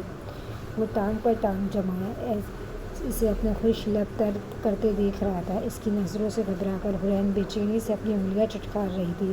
مصطفیٰ کو اس کی یہ حالت سخت ناپسند تھی۔ اسے کچھ نہ کہہ رہا تھا، نہ بتا رہا تھا، بس بیٹھا اس کی اپنی نظروں سے خوفزدہ کر رہا تھا۔ تم نے کھانا کیوں نہیں کھایا؟ اس کی بھاری آواز کمرے میں گونجی تو حسین نے نظریں اٹھا کر اس کی طرف دیکھا۔ اس کے کثرتی جسم وائٹ شرٹ میں نمایاں ہو رہا تھا۔ خوبصورت کشادہ پیشانی پر بال بکھرے ہوئے تھے۔ شرٹ کے اوپر کے کھلے بٹن کی وجہ سے اس کی گردن پر بنا ٹیٹو نظر آ رہا تھا۔ ہمیشہ کی طرح حسین کے دل میں عجیب سی خواہش جاگی تھی اس کو قریب سے دیکھنے کی۔ اس نے فوراً ہی اپنی سوچ کو جھٹکا۔ مجھے بھوک نہیں ہے، وہ اپنا حلق تر کرتی ہوئی بولی، جو اس کے چہرے پر چھائی سنجیدگی کو دیکھ کر خشک ہو رہا تھا۔ مصطفیٰ کی نظریں ایسی تھیں کہ وہ کسی کا بھی جھوٹ فوراً بھانپ لیتا تھا۔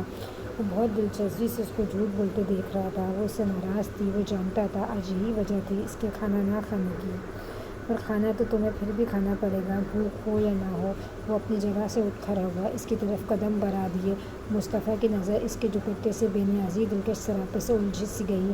کالے سیاہ بالوں کو اس طرح اس نے کھلا چھوڑا ہوا تھا۔ خوبصورت کٹا دار گلابی لب، نیچے چمکتا ہوا تل ہمیشہ سے اس کو اپنی توجہ جانب کھینچتا تھا۔ وہ اسے دیکھتا مزید اس کے قریب آ چکا تھا۔ حسین اپنی اتھل پتھل سانسوں کو درست کرنے کی ناکام سی کوشش کر رہی تھی۔ جبکہ وہ قدم بڑھا تھا، عین اس کے سامنے آ رکا، یک دم اس پہ جھکا تو حسین نے خوف سے اپنی آنکھیں بند کر لی تھیں اور بیڈ پہ پڑا دوپٹہ اٹھا کے اس کو اوڑھنے لگے۔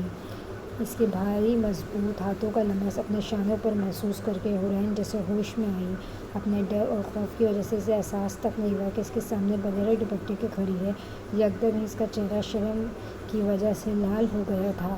پر مجھے بھوک نہیں ہے، اگر مجھے کھانے کی خواہش ہوگی تو میں خود کھا لوں گی۔ وہ خود کو سنبھالتی رخ پھیر گئی۔ اب ہمت نہیں تھی اس کا سامنا کرنے کی۔ میں بہت محبت سے کہہ رہا ہوں حسین، تم مجھے سختی کرنے پر مجبور مت کرو۔ وہ اس کے بازو کو اپنی گرفت میں لیتا آگے بڑھا، جبکہ حسین یہ سوچتی رہ گئی کہ اس کی تو محبت بھی سختی تھی۔ اس نے اس کا نام اسٹون مین بالکل صحیح رکھا تھا۔ وہ اسے کرسی کے پاس لے آیا، اس کو بٹھا کر خود بھی برابر والی کرسی پر آ بیٹھا۔ ختم کرو اسے، بس 10 منٹ ہیں تمہارے پاس۔ اپنی بیکار سی ضد کی وجہ سے تم پہلے ہی بہت ٹائم برباد کر چکی ہو۔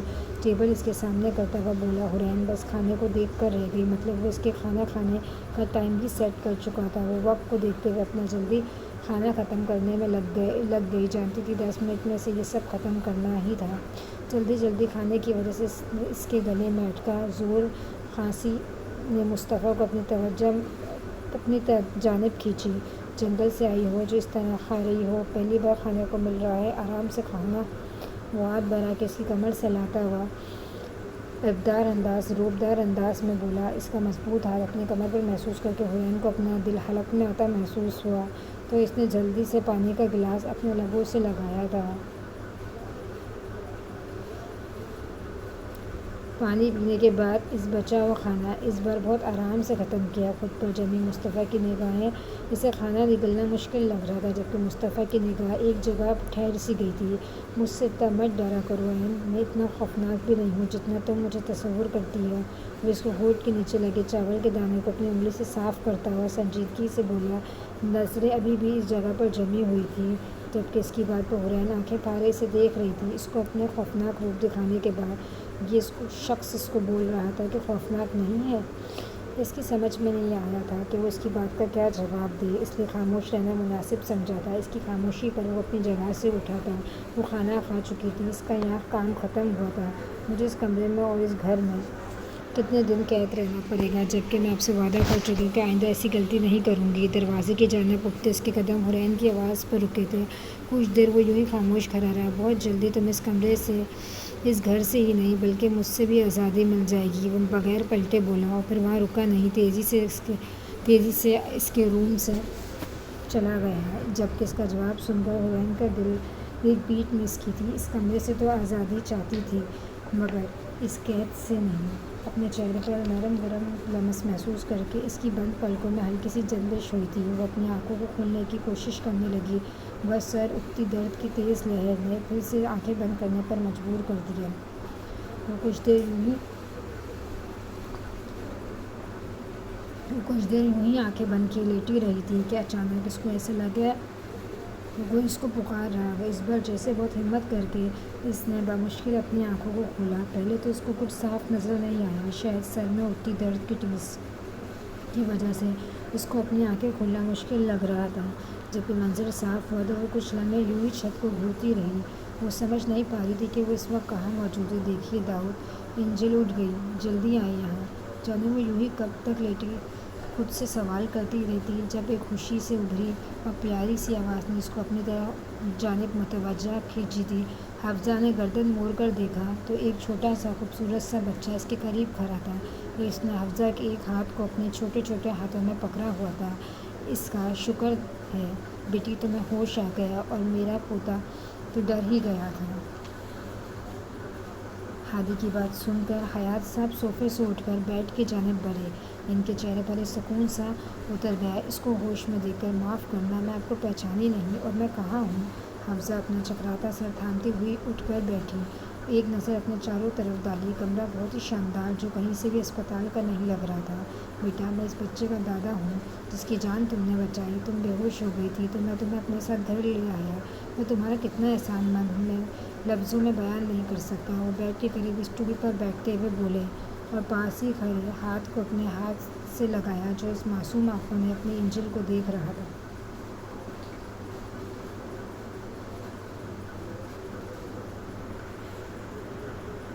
ان کی بات سن کر اب حفصہ نے اپنے بچے کی طرف دیکھا، اس بچے کی طرف دیکھا جو بہت معصومیت سے اس کو تک رہا تھا۔ یکدم اسے سب یاد آتا چلا گیا۔ 2 دن سے اپنی یونی کے ایک دوست کے پاس ہاسٹل میں رہ رہی تھی مگر وہاں کی سخت وارڈن کی وجہ سے اس کے دوست زیادہ دن اس کو وہاں رکھ نہیں سکی، اس لیے وہاں سے نکل کر اپنے لیے رہنے کی کوئی جگہ تلاش کرنے لگی ہوئی تھی۔ جب سڑک پر دوڑتے بچوں نے اس کی توجہ اپنی جانب کھینچی تھی، وہ بغیر سوچے سمجھے اس کی جان بچانے کے لیے بھاگی۔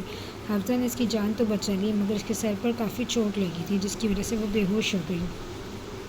احسان والی بات نہیں انکل، آپ کے اتنے ہینڈسم سے پوتے کی جان بچانے کے لیے میری جگہ کوئی اور بھی ہوتا وہ بھی یہی کرتا۔ اس نے ہاتھ بڑھا کر ہاتھ کے نرم ملائم رخسار کو چھوا تھا۔ پہلی بار وہ اس بچے کو غور سے دیکھ رہی تھی۔ اچانک اس کی نیلی آنکھوں پر نظر پڑتے ہی حفصہ کی نظروں کے سامنے ایک چہرہ گھوم گیا۔ تم 5 گھنٹے تک بے ہوش رہی، میرا پوتا ایک لمحے کے لیے بھی تمہارے پاس سے دور نہیں ہوا، اور نہیں کھانا کھایا، اپنی انجل کے اٹھنے کا انتظار کر رہا تھا۔ حیات صاحب کی آواز پر حفصہ نے اپنی سوچ سے باہر نکلی اور سر درد کو نظر انداز نظر انداز ہوئے، ہاتھ بڑھا کر ہاتھ کو اپنے قریب کیا تھا۔ تو میں آپ کی اینجل ہوں، آپ اپنی اینجل کو اپنا نام نہیں بتاؤ گے؟ وہ محبت سے اس کے بالوں میں ہاتھ چلاتی ہوئی بولی۔ جانے کیوں یہ بچہ اس کی کسی یاد دلا رہا تھا۔ میرا نام ہاد اسناف پیار خان ہے اور میں پورے 5 سال کا ہوں۔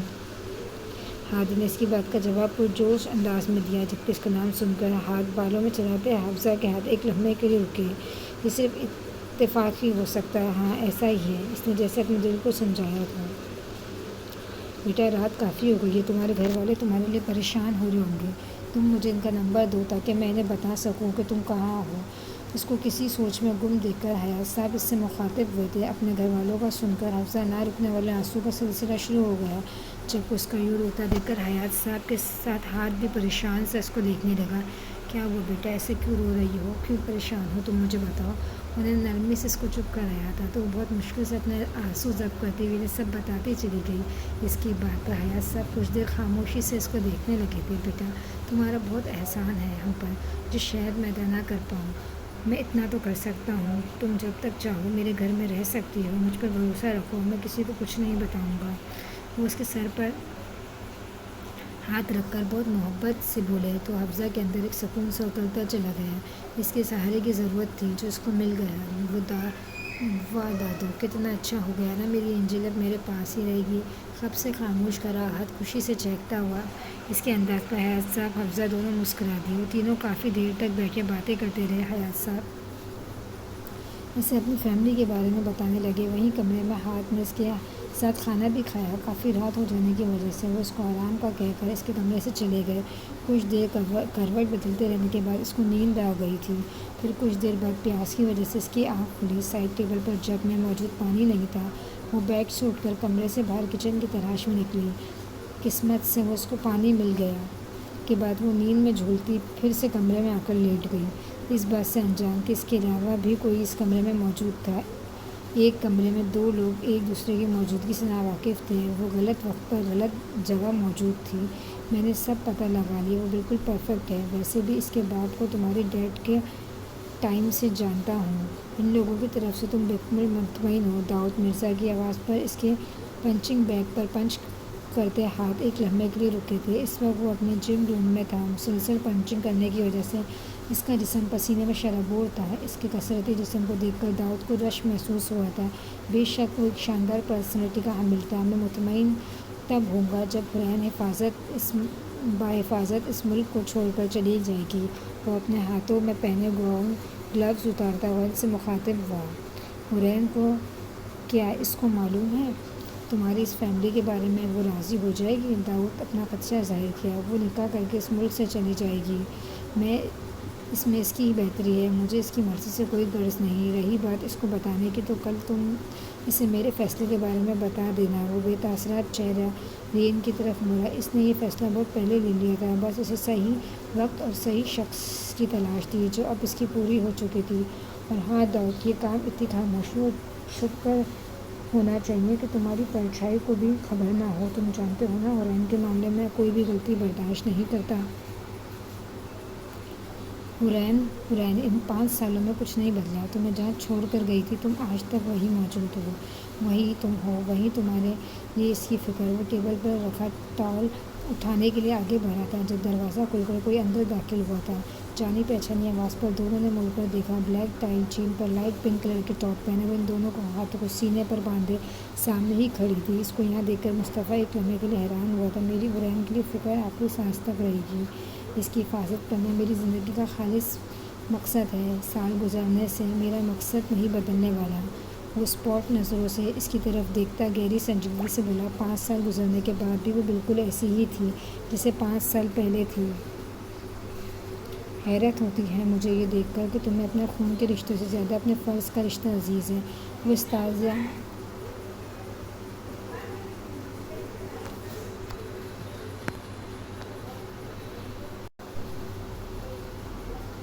یہ تمہاری سوچ ہے، ورنہ میرے لیے خون کا رشتہ بھی اتنا ہی عزیز ہے۔ ورنہ جو کچھ تم کر چکی ہو اس کے بعد تم اس وقت یہاں میری نظروں کے سامنے موجود نہ ہوتی۔ رباب زبان شاہ، وہ ایک ایک لفظ پر زور دیتا ہوا بولا، رباب زبان شاہ نہیں، رباب اسناف پیار خان۔ مصطفیٰ کا جواب سن کر وہ تیزی سے اس کی جانب بڑھی، مگر اس کے قریب آتے ہی مصطفیٰ اس کی گردن کو اپنی گرفت میں لیتا اس کو سختی سے دیوار سے لگا چکا تھا۔ تمہارا اب اس سے کوئی رشتہ نہیں، رباب نہ اس کے بیٹے سے، پر تم پہلے ہی اس کی زندگی برباد کر چکی ہو۔ تمہاری بہتری اسی میں ہے کہ تم اسے اکیلا چھوڑ دو۔ اس کے نازک گردن پر اپنی گرفت سخت کرتا ہوا بولا۔ اس کے لہجے اور انداز میں نرمی بالکل بھی نہیں تھی۔ وہ میرا بھی بیٹا ہے، میرا حق مانگنے سے مجھے کوئی روک نہیں سکتا۔ اس کی سختی پر اس پر کوئی اثر انداز نہیں ہو رہا تھا۔ دم گھٹنے کی وجہ سے اس کی آنکھوں سے آنسو نکل رہے تھے اور ہونٹوں پر ایک دل جلانے والی مسکراہٹ تھی جو مصطفیٰ کا غصہ مزید بڑھا گئی تھی۔ اگر وہ درندہ تھا تو وہ بھی اس کی بہن تھی۔ مصطفیٰ چھوڑو اسے، بہن ہے تمہاری، کیا اس کی بھی جان لو گے؟ وہ دونوں اس جنونی انداز میں دیکھتا ہوا یکدم سے آگے بڑھا۔ میں نے اسے انہیں ہاتھوں سے پال کر بڑا کیا ہے، اگر اس کی غلطی سے کسی بھی معصوم کی زندگی برباد ہو تو میں اپنے انہیں ہاتھوں سے اس کی جان لینے میں دیر نہیں کروں گا۔ وہ اس کی نازک گردن کو ایک جھٹکے سے چھوڑتا دیوار پر اس کے چہرے کے برابر ایک زوردار پنچ مار چکا تھا۔ میں تمہاری بہن نہیں ہوں، میں خاموشی سے تمہارے ہر حکم مانتی رہوں گی۔ وہ میرا بیٹا ہے، میں اسے نفس سے لے کر رہوں گی، تم مجھے روک نہیں سکتے۔ وہ اپنی گردن کو سہلاتے ہوئے بولی۔ اس کی گردن پر مضبوط پکڑ سے نشان پڑ چکے تھے، پر اسے کوئی فکر نہیں تھی۔ وہ اپنے بھائی کی طرح سخت تھی، اس کے سخت انداز کی عادی بھی۔ اتنے سال گزرنے کے بعد بھی تمہارے اندر بھی کچھ نہیں بدلا، تم آج بھی وہی خود غرض رباب زبان شاہ ہو، صرف اپنے بارے میں سوچنے والی۔ وہ اسی کی باتوں کو لوٹاتا، ایک غصے بھری نظر اس پر ڈالتا تیزی سے وہاں سے نکلتا چلا گیا، جبکہ داؤد افسوس بھری نظروں سے ان دونوں بہن بھائیوں کو دیکھتے رہ گئے۔ تھکا دینے والی بزنس پارٹی کے بعد وہ رات دیر تک گھر لوٹا تھا۔ وہ جانا تو نہیں چاہتا تھا، پر یہ پارٹی اس کی کمپنی کے لیے ضروری تھی، اس لیے نہ چاہتے ہوئے بھی اس کو جانا پڑا۔ سب سے پہلے وہ ہادی کے کمرے میں آیا، ایک نظر اس کے ننھے سوئے ہوئے وجود پر ڈالی۔ اس کو سوتا دیکھ کر ایک سکون اس کے انداز میں اترا تھا۔ پارٹی کے درمیان جب اس نے اپنے بابا کو فون کیا، انہوں نے ہاتھ کے ساتھ ہونے والے حادثے کے بارے میں اس کو بتا دیا اور فوراً ہی وہاں سے نکلنا چاہتا تھا، پر نکل نہیں پایا۔ اس کے بیٹے کو کوئی چوٹ نہیں لگی تھی، یہ اس بات اس کے لیے سکون کا باعث بنی۔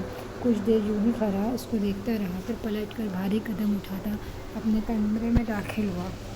اس وقت کمرے میں نیم اندھیرا تھا، اس نے لائٹ آن کرنے کی ضرورت بھی محسوس نہیں کی۔ اپنا کوٹ بیڈ پر ڈال کر واش روم میں جا گھسا۔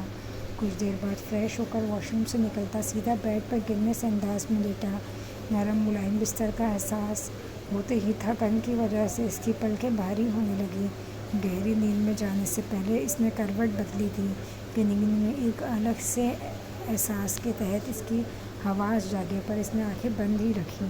اس کو لگا کوئی اس کے قریب ہے، بہت قریب۔ وہ آنکھیں بند کی تھوڑا اور قریب ہوا۔ اپنے عقب سے آتی ایک دلفریب خوشبو نے ایک بار اس کے حواس کو پوری طرح بیدار کیا۔ یکدم ہی اس کی بند آنکھوں کے پیچھے کسی کا چہرہ لہرایا تھا۔ اسے لگ رہا تھا نیند میں ہونے کی وجہ سے اس کا وہم ہے، مگر اگلے ہی لمحے جب اس نے اپنے سینے پر کسی ہاتھ کا لمس محسوس ہوا تو اس کی آنکھیں یکدم سے کھلی تھیں۔ وہ بے دردی سے اس ہاتھ کو ہٹاتا ایک جھٹکے میں اٹھ بیٹھا۔ حفصہ، جس کی ابھی آنکھ ہی لگی تھی، بری طرح سے جھٹکا دینے پر اس کی آنکھ کھلی تھی۔ اپنے قریب کسی کو بیٹھا دیکھ کر خوف سے اس کی نیند یکدم ہی اڑ گئی۔ اس نے ڈر کے چیخ مارنی چاہی، پر وہ جیسے اس کا ارادہ بھاگ چکا تھا، فوراً اس کے منہ پر اپنا بھاری ہاتھ رکھتا اس کی چیخ کا گلا گھونٹ چکا تھا۔ کون ہو تم؟ یہاں میرے کمرے میں کیا کر رہی ہو؟ تمہارے منہ پر سے ہاتھ ہٹا رہا ہوں، بغیر شور کے میری بات کا جواب دینا۔ اس نے اپنی روبدار آواز میں اس سے استفسار کیا تھا کہ وہ کوئی چور ہوتی تو اس طرح وہ بالکل بھی سو نہیں رہی ہوتی۔ پر یہ لڑکی کون تھی؟ اس کو تشویش ہوئی۔ دوسری طرف حفصہ جو خوف کے مارے کانپ رہی تھی، سامنے والے کی آواز سن کر جیسے سکتے میں آ گئی۔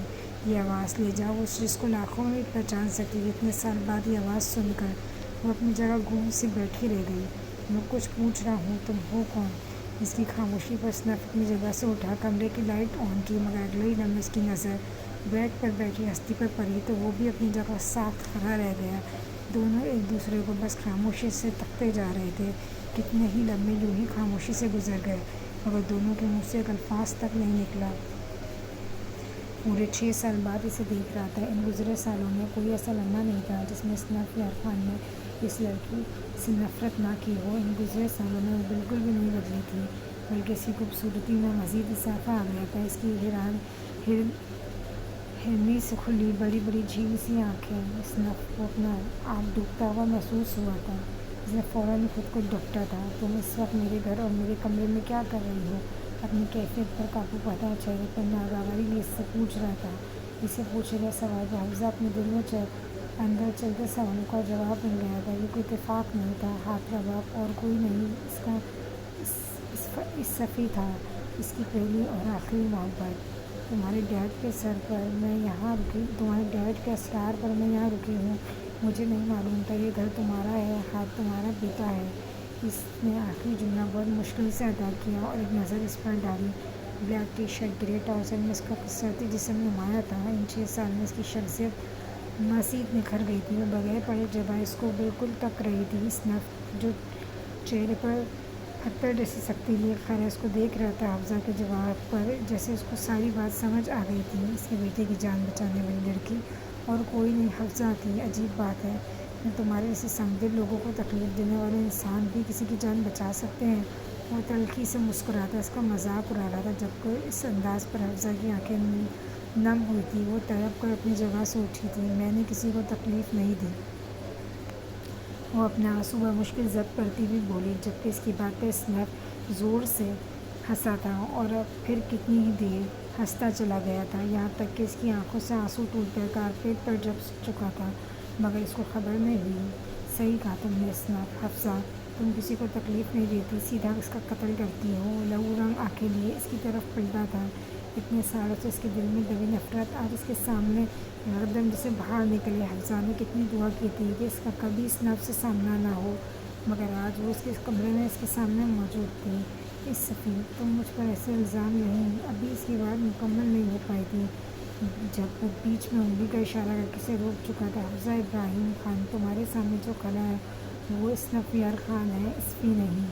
اس اسفی کا تم 6 سال پہلے قتل کر چکی ہو۔ اس کے لیجے کی سرد میلی سے اس کا ننھا سا دل ٹوٹا تھا۔ وہ اس کے لیجے کی عادی کہاں تھی، پھر سامنے کھڑا شخص بھی غلط نہیں تھا، اس کا دیا ہوا درد اس کو لوٹا رہا تھا۔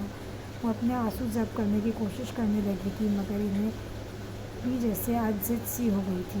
تم نے میرے بیٹے کی جان بچائی، اس لیے تم یہاں تک موجود ہو، ورنہ میرا بس چلتا تو میں یہاں ایک لمحے کے لیے بھی رکنے کی نہیں دیتا۔ اس لیے تم اس کمرے سے چلی جاؤ، میری نظروں سے دور۔ اس کو مسلسل آنسو بہتا دیکھ کر وہ سنگدلی سے بولا تھا، ہاتھ کی مٹھی کھینچے، وہ جیسے اپنے غصے کو ضبط کر رہا تھا۔ اگر مجھے معلوم ہوتا کہ وہ تمہارا گھر ہے تو میں خود یہاں نہیں رکتی۔ ویسے بھی میں کسی کی تکلیف کی وجہ نہیں بننا چاہتی۔ اپنی بات مکمل کہہ کر وہ وہاں رکی نہیں تھی، تیزی سے اس کے روم سے نکلتی چلی گئی تھی۔ اس کے جانے کے بعد اسنف غصے میں پاس رکھی ٹیبل پر ایک زوردار لات ماری تھی۔ وہ اس جگہ کو دیکھا جہاں کچھ دیر پہلے وہ کھڑی تھی۔ وہ دعا کر رہا تھا یہ سب ایک خواب ہو، اس خواب سے جاگ جائے، پر ایسا نہیں تھا۔ اس کا تکلیف دہ ماضی اس کے سامنے کھڑا تھا، جسے بھولنے کی کوشش میں وہ آج تک ناکام رہا تھا۔ اس کی زندگی میں 2 عورتیں آئی تھیں، دونوں نے اسے چھوڑا تھا۔ وہ رباب سے اتنی نفرت نہیں کرتا تھا جتنی حفصہ سے تھی، کیونکہ حفصہ ابراہیم خان اسے شدید محبت تھی، لیکن اب وہ اس سے اتنی نفرت کرتا تھا۔ یہ میں کیا سن رہا ہوں، تم جانے سے انکار کر رہی ہو؟ کسی آندھی طوفان کی طرح دندناتا ہوا اس کے کمرے میں داخل ہوا تھا، وہ جو بیڈ پر بیٹھی ڈر سے اپنی انگلیاں چٹکا رہی تھی۔ کمرے کی خاموشی میں مصطفیٰ کی روبدار آواز کے مارے اپنی جگہ سے اٹھ کھڑی ہوئی۔ وہ خوفزدہ نظروں سے اس کو دیکھنے لگی، جو ماتھے پر بل ڈالے اس کی طرف بڑھا تھا۔ منہ میں زبان نہیں ہے، کیا پوچھ رہا ہوں؟ اپنے نہ جانے کی وجہ بتانا پسند کرو گی؟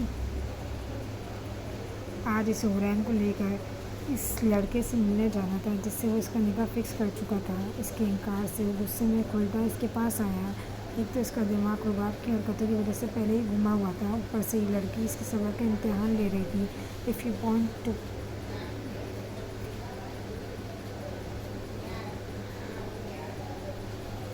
مجھے نہیں جانا آپ کے ساتھ، اور اس بار میرے ساتھ زبردستی نہیں کر سکتے۔ اس بار وہ اپنے ڈر کو پیچھے رکھ کر بے خوف ہو کر بولی۔ جب داؤد صاحب نے اس کے نکاح کے بارے میں بتایا تو وہ کتنے ہی لمحے بولنے کے قابل نہیں رہی تھی۔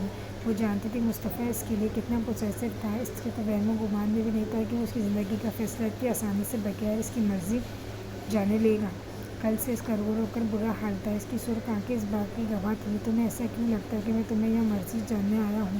فوراً تیار ہو جاؤ، ہمیں دیر میں نکلنا ہے۔ وہ اس کی سرخ آنکھیں دیکھ کر ایک لمحے کے لیے ٹھٹکا تھا، چہرے کے تاثر کو نارمل بناتے ہوئے بولا، میں نے کہہ دیا میں آپ کے ساتھ کہیں نہیں جاؤں گی۔ اور نہ ہی یہ نکاح کروں گی۔ سنا آپ نے، میرے ساتھ زبردستی نہیں کر سکتے۔ اس بار وہ حلق کے بل چلاتے ہوئے بولی، زندگی میں پہلی بار، شاید آخری بار، وہ اس کے سامنے یوں مضبوطی سے بولی تھی، کیونکہ وہ جن خونخوار نظروں سے گھور رہا تھا۔ حرین کو لگ رہا تھا آج شاید اس کا آخری دن ہوگا، یہ نکاح تو ہوگا حرین، چاہے زبردستی سے ہی۔ وہ آنکھیں سکیڑتا اس کی جانب بڑھا۔ آج اس کا رویہ دیکھ کر وہ حیران ہوا تھا، پر ظاہر نہیں ہونے دیا تھا۔ آپ کی ایک بات سمجھ میں کیوں نہیں آتی؟ میں یہ نکاح نہیں کروں گی، بلکہ میں کسی سے بھی نکاح نہیں کروں گی، سمجھے آپ؟ وہ بہت مضبوط لہجے میں تیز بولنے کی وجہ سے اس کا بدن دھیرے دھیرے لرز رہا تھا۔ وہ آج خود کو کمزور نہیں پڑنے دینا چاہتی تھی، کم از کم آج کے دن تو بالکل بھی نہیں۔ کیوں نہیں کرنا تمہیں نکاح؟ وہ اپنے غصے کو ضبط کرتا بولا، مگر اس کے جواب پر حرین نے سختی سے اپنے لب بھینچ لیے تھے۔ میں کچھ پوچھ رہا ہوں حرین، جواب دو مجھے، کیوں نہیں کرنا نکاح؟ اس بار میں کچھ پوچھ رہا ہوں حرین، جواب دو مجھے، کیوں نہیں کرنا نکاح؟ اس بار دھارا۔ اپنے غصے کو زیادہ دیر ضبط کرنا اس کے بس میں نہیں تھا، کیونکہ میں آپ سے محبت کرتی ہوں، اگر میں نکاح کروں گی تو صرف آپ سے۔ سنا آپ نے، صرف آپ سے۔ وہ اپنی نازک انگلی اس کے سینے پر رکھتی چلائی تھی۔ وہ نہیں جانتی تھی کہ آج اس میں اتنی ہمت کہاں سے آ گئی تھی۔ شاید اپنی محبت کو کھو جانے کا ڈر تھا، جو وہ بچپن سے اس سے کرتی آ رہی تھی۔ اسے اچھی طرح یاد تھا، اس نے جب سے ہوش سنبھالا تھا، مصطفیٰ رباب داؤد صاحب کو ہی اپنے قریب پایا تھا۔ اس کے والدین کون تھے وہ نہیں جانتی تھی، اور نہ ہی اس نے کبھی پوچھنے کی کوشش کی۔ اسے رباب سے بھی محبت تھی، پر حرین اس کو اس کی محبت کا جواب محبت سے نہیں دیتی تھی۔ جب تھوڑی سمجھدار ہوئی تو اس کو رباب نے ہی بتایا کہ وہ مصطفیٰ کی بس ذمہ داری ہے، جسے وہ بخوبی نبھا رہا تھا۔ بس تبھی سے اس کے دل میں مصطفیٰ کے لیے ایک الگ مقام بن گیا تھا۔ مصطفیٰ کا خود کے لیے پوزیسو ہونا، ہمیشہ فکر مند رہنا، کب اس کے دل میں محبت کے پھول کھلا گیا تھا، اسے خبر بھی نہ ہوئی تھی۔ کہیں نہ کہیں اس کو بھی لگتا تھا کہ شاید مصطفیٰ بھی اس کے لیے جذبات رکھتا ہے، مگر کل اس کی آس ٹوٹ گئی۔ مگر اس نے بھی فیصلہ کر لیا تھا، وہ اپنی محبت کو یوں کھونے نہیں دے گی، اس کے لیے چاہے اسے اسٹون مین کے آگے مضبوط ہی کیوں نہ بننا پڑے۔ وہ تو اپنی بات کہہ کر خاموش ہو گئی تھی، مگر مصطفیٰ کتنی ہی دیر اس کو سخت نظروں سے دیکھتا رہا۔ اس کے وہم و گمان میں بھی نہیں تھا کہ وہ لڑکی کے منہ سے یہ سنے گا۔ تم جانتی بھی ہو کہ بکواس کر رہی ہو، تمہارے اس چھوٹے سے دماغ میں یہ بات آئی بھی کیسے؟ وہ خود کو پوری طرح کمپوز کرتا، بنا تاثرات لیے سرد لہجہ بناتا بولا، مگر اس وقت اس کے اندر ایک جنگ سی چل رہی تھی۔ میں نے کوئی بکواس نہیں کی، میں نکاح کروں گی تو صرف آپ سے، یہ میرا آخری فیصلہ ہے، وہ اٹل انداز میں بولی۔ آج اس لڑکی کا انداز، لب، لہجہ بالکل مختلف تھا۔ مصطفیٰ کو یہ اپنی حرین کہیں سے بھی نہیں لگ رہی تھی۔ تم میرے لیے صرف ایک ذمہ داری ہو، ایک وعدہ ہو، جو تمہاری حفاظت کرنا، تمہیں محفوظ رکھنا فرض ہے، اس سے آگے کچھ نہیں۔ وہ سختی سے کہتا اپنے لب بھینچ گیا تھا۔ اسے آج بھی اچھی طرح یاد ہے، جب 15 سالہ بچے نے 3 سال کی حرین کو گود میں لے کر اس کی حفاظت کا وعدہ کیا تھا۔ اس نے وہ وعدہ کس سے کیا تھا وہ اس کو نہیں بتا سکتا تھا۔ اگر وہ بتا دیتا تو اس کے بعد حرین جو سوال ہوتے، ان سوالوں کا جواب وہ اس کو نہیں دے سکتا تھا، شاید زندگی میں کبھی نہیں۔ اگر میری حفاظت آپ کے لیے اتنی ضروری ہے تو آپ مجھے خود سے اتنی دور کیوں بھیج رہے ہیں؟ مصطفیٰ کے الفاظ سن کر اس کا دل ٹوٹ کر بکھرا تھا، مگر وہ خود کو سنبھالتی پھر سے گویا ہوئی تھی، کیونکہ اس میں تمہاری بہتری ہے۔ وہ اس کی سرخ آنکھوں سے نظریں چراتا ہوا بولا۔ اس کے دل میں ایک بیٹ مس کی تھی۔ یہ سب اس کے لیے بھی مشکل تھا، پر وہ اپنی کیفیت پر قابو رکھنے میں ماہر تھا۔ اگر آپ کو ایسا لگتا ہے کہ میں اس بار آپ کا حکم مان لوں گی تو ایسا نہیں ہے، آپ کے علاوہ کسی سے نکاح نہیں کروں گی، یہ میرا بھی آخری فیصلہ ہے۔ وہ اس کی آنکھوں میں آنکھیں ڈال کر ضدی انداز میں بولی۔ مصطفیٰ کی گہری کالی آنکھوں سے گرین آنکھوں میں دیکھا جائے اس وقت اس کا اپنا عکس صاف نظر آ رہا تھا۔ اس نے گھبرا کر نظریں پھیر لیں۔ تو تم بھی میرا فیصلہ سن لو، نہ میں تم سے محبت کرتا ہوں، نہ نکاح خواہشمند ہوں۔ وہ سنگ دلی سے کہتا جانے کے لیے پلٹا تھا، میں آپ کو خود سے نکاح کرنے پر مجبور کر دوں گی، اور محبت بھی۔ حرین کی بات سن کر دروازے کی طرف اس کے قدم رک گئے۔ اپنے الفاظ سنبھال کر رکھو حرین، کہیں ایسا نہ ہو کہ ایک دن تم اپنے کے الفاظوں پر پچھتاؤ۔ اپنی بات کہتا وہ وہاں رکا نہیں، جبکہ پیچھے کری حرین کتنی ہی دیر اس کی بات کو غور کرتی رہ گئی۔ اینجل، یہ دیکھو میں نے کیا بنایا ہے، اچھا ہے نا؟ حفصہ کو اپنی سوچوں میں گم بیٹھی دیکھتے ہاتھ کی آواز پر جیسے ہی ہوش میں آئی تھی، وہ گردن موڑ کر اس کی طرف دیکھا، جو معصومیت سے اس کی طرف دیکھ رہا تھا۔ یکدم ہی اس پہ بے انتہا پیار آیا تھا۔ اسے یہاں رہتے ہوئے 1 ہفتہ ہو چکا تھا۔ اسے 1 ہفتے میں اس دن کے بعد اس کا اس نفس سے سامنا نہ ہونے کے برابر ہی ہوا تھا۔ حفصہ تو اسے اگلے دن ہی وہاں سے جا رہی تھی، مگر حیات صاحب اس کو یوں اچانک جانے سے پریشان ہوئے تھے۔ وہ پھر ان کو اپنے جانے کی اصل وجہ نہیں بتا سکتی تھی، مگر اس کے منع کرنے کے باوجود وہ اور راحت اس کو روک چکے تھے اور ان کی اتنی محبت کے آگے ہار ماننی ہی پڑی تھی۔ دوسرا وہاں رکنے کے لیے مجبور بھی تھی۔ اس نے اس سچ کو بھی تسلیم کر لیا تھا کہ اسنیپ اپنی زندگی میں آگے بڑھ چکا تھا، وہ اس کے لیے رکتا بھی کیوں؟ وہ اس کی زندگی میں سے اپنی واپسی کے سارے راستے جو خود بند کر چکی تھی، پر دل کے کسی کونے میں ایک چبھن سی تھی جو سکون نہیں لینے دے رہی تھی۔ اس بیچ ایک بات جو اس کو عجیب لگی تھی کہ ہاتھ کی ماں اس گھر میں غیر موجود کی، کوئی بھی اس کے بارے میں بات نہیں کرتا، یہاں تک کہ اس کے ہاتھ بھی پتہ نہیں ہاتھ کی ماں کون تھی، یہ ضرور جاننا چاہتی تھی۔ بتاؤ نا اینجل کیسی بنی ہے؟ اس نے اپنی ڈرائنگ بھی اس کے سامنے لگائی تھی۔ ویل ڈن بیٹا، اور پیاری بنی ہے آپ نے، مجھ سے تو اتنی اچھی ڈرائنگ نہیں کرنے آتی۔ وہ تعریفی انداز میں اس کی ڈرائنگ دیکھتی ہوئی بولی۔ اس ایک ہفتے میں ہاتھ اس کے بہت قریب آ چکا تھا۔ میرے روم میں پیپر رکھے ہیں، آپ لے کر آؤ اینجل، میں آپ کو سکھاتا ہوں کیسے ڈرائنگ کرتے ہیں۔ اس وقت اس کو حکم دیتا بالکل اسنف لگ رہا تھا۔ حفصہ پھیکی سی ہنسی وہاں اٹھ کھڑی کمرے کی جانب بڑھی جو اوپر موجود تھا۔ اس کے جاتے ہی ہاتھ پھر سے اپنے کام میں لگ گیا۔ جب اس نے اپنے قریب کسی کا احساس ہوا، اینجل تم آ گئی؟ وہ آنے والے کو دیکھے بغیر بولا، ماں ہاں میں آ گئی ہوں بیٹے، اپنے بیٹے کے پاس ہمیشہ کے لیے۔ انجانی آواز پر اس نے جھٹکے سے سر اٹھایا تھا۔ سامنے کھڑی ہستی کو دیکھ کر اس کے مسکراتے لب یکدم بھیج گئے تھے، جسے رباب نے فوراً محسوس کیا تھا۔ میں آپ کا بیٹا نہیں ہوں، میں صرف اپنے ڈیڈ کا بیٹا ہوں۔ وہ اس کی طرف ناگواری سے دیکھتا ہوا بولا۔ وہ اپنی ماں کو جانتا تھا، وہ یہ بھی جانتا تھا وہ کیسے اس کو چھوڑ کر چلی گئی تھی۔ ہاتھ کے دل میں اتنی نفرت ڈال چکا تھا وہ اب اس کی طرف دیکھ بھی نہیں رہا تھا۔ اس کے چہرے پر ناگواری سے اس چھوٹے سے بچے کے سرد انداز پر رباب کے اندر غصے کی تیز لہر دوڑ گئی تھی۔ سن لیا تم نے؟ تمہارا اپنا بیٹا تم اپنی ماں نہیں سمجھتا، تو پھر تم کس حق سے کسٹڈی مانگ رہی ہو؟ وہ وہیں غصے میں کھڑی کھول رہی تھی جب اسے اپنے پیچھے اسنف کی آواز سنائی دی۔ وہ جھٹکے میں اس کی طرف پلٹی تھی۔ اسنف اس کی آمد سے باخبر، مصطفیٰ پہلے ہی اسے بتا چکا تھا، اس لیے رباب کو یہاں دیکھ کر اس کو حیرانی نہیں ہوئی تھی۔ تمہاری یا ہاتھ کے نہ ماننے سے حقیقت نہیں بدل جائے گی۔ میں ہاتھ کی ماں میں ہی رہوں گی، اور کورٹ ایک ماں کو اس کے بیٹے سے الگ نہیں کرے گی۔ اس وقت اس کو ہونٹوں پر طنزیہ مسکراہٹ تھی جو اسنف کو بالکل بھی اچھی نہ لگی۔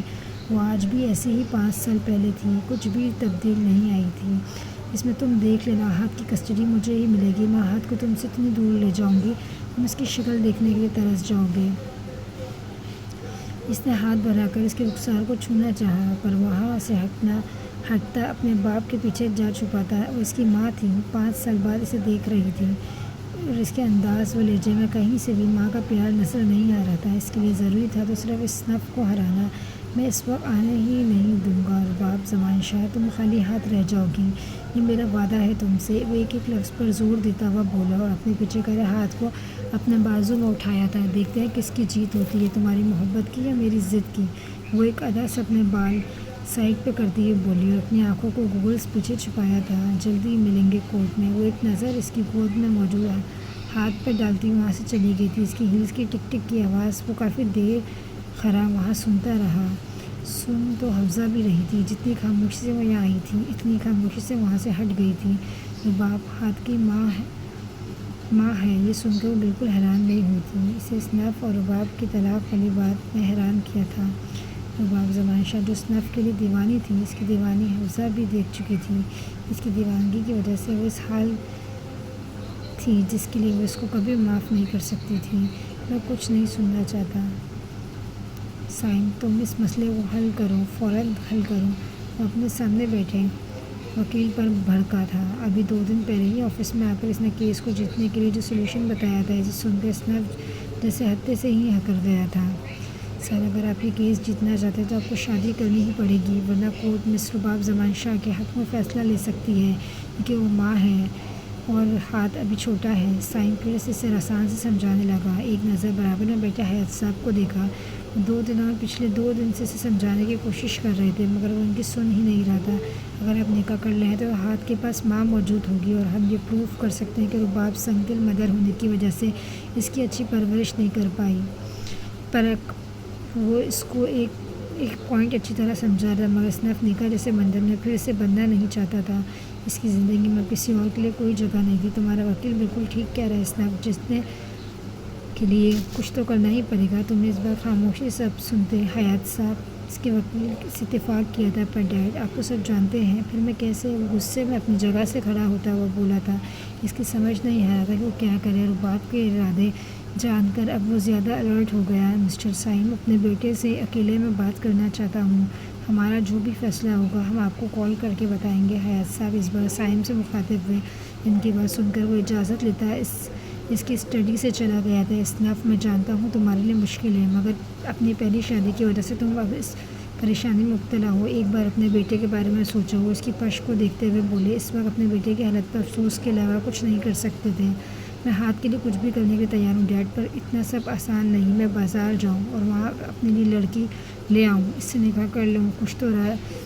وہ کچھ تو راضی ہوا تھا، ہاتھ کے لیے اپنی جان بھی دے سکتا تھا، پھر نکاح تو بہت چھوٹی چیز ہے، لڑکی تو ہے۔ اگر تمہاری اور اس کی مرضی ہو تو سب کچھ آسان ہو جائے گا۔ اس کو راضی ہوتا دیکھ کر حیات صاحب کے چہرے پر ایک چمک سی آئی تھی، جبکہ ان کی بات اسنف یکدم ان کی جانب پلٹا۔ میں سمجھا نہیں، آپ کس لڑکی کی بات کر رہے ہیں؟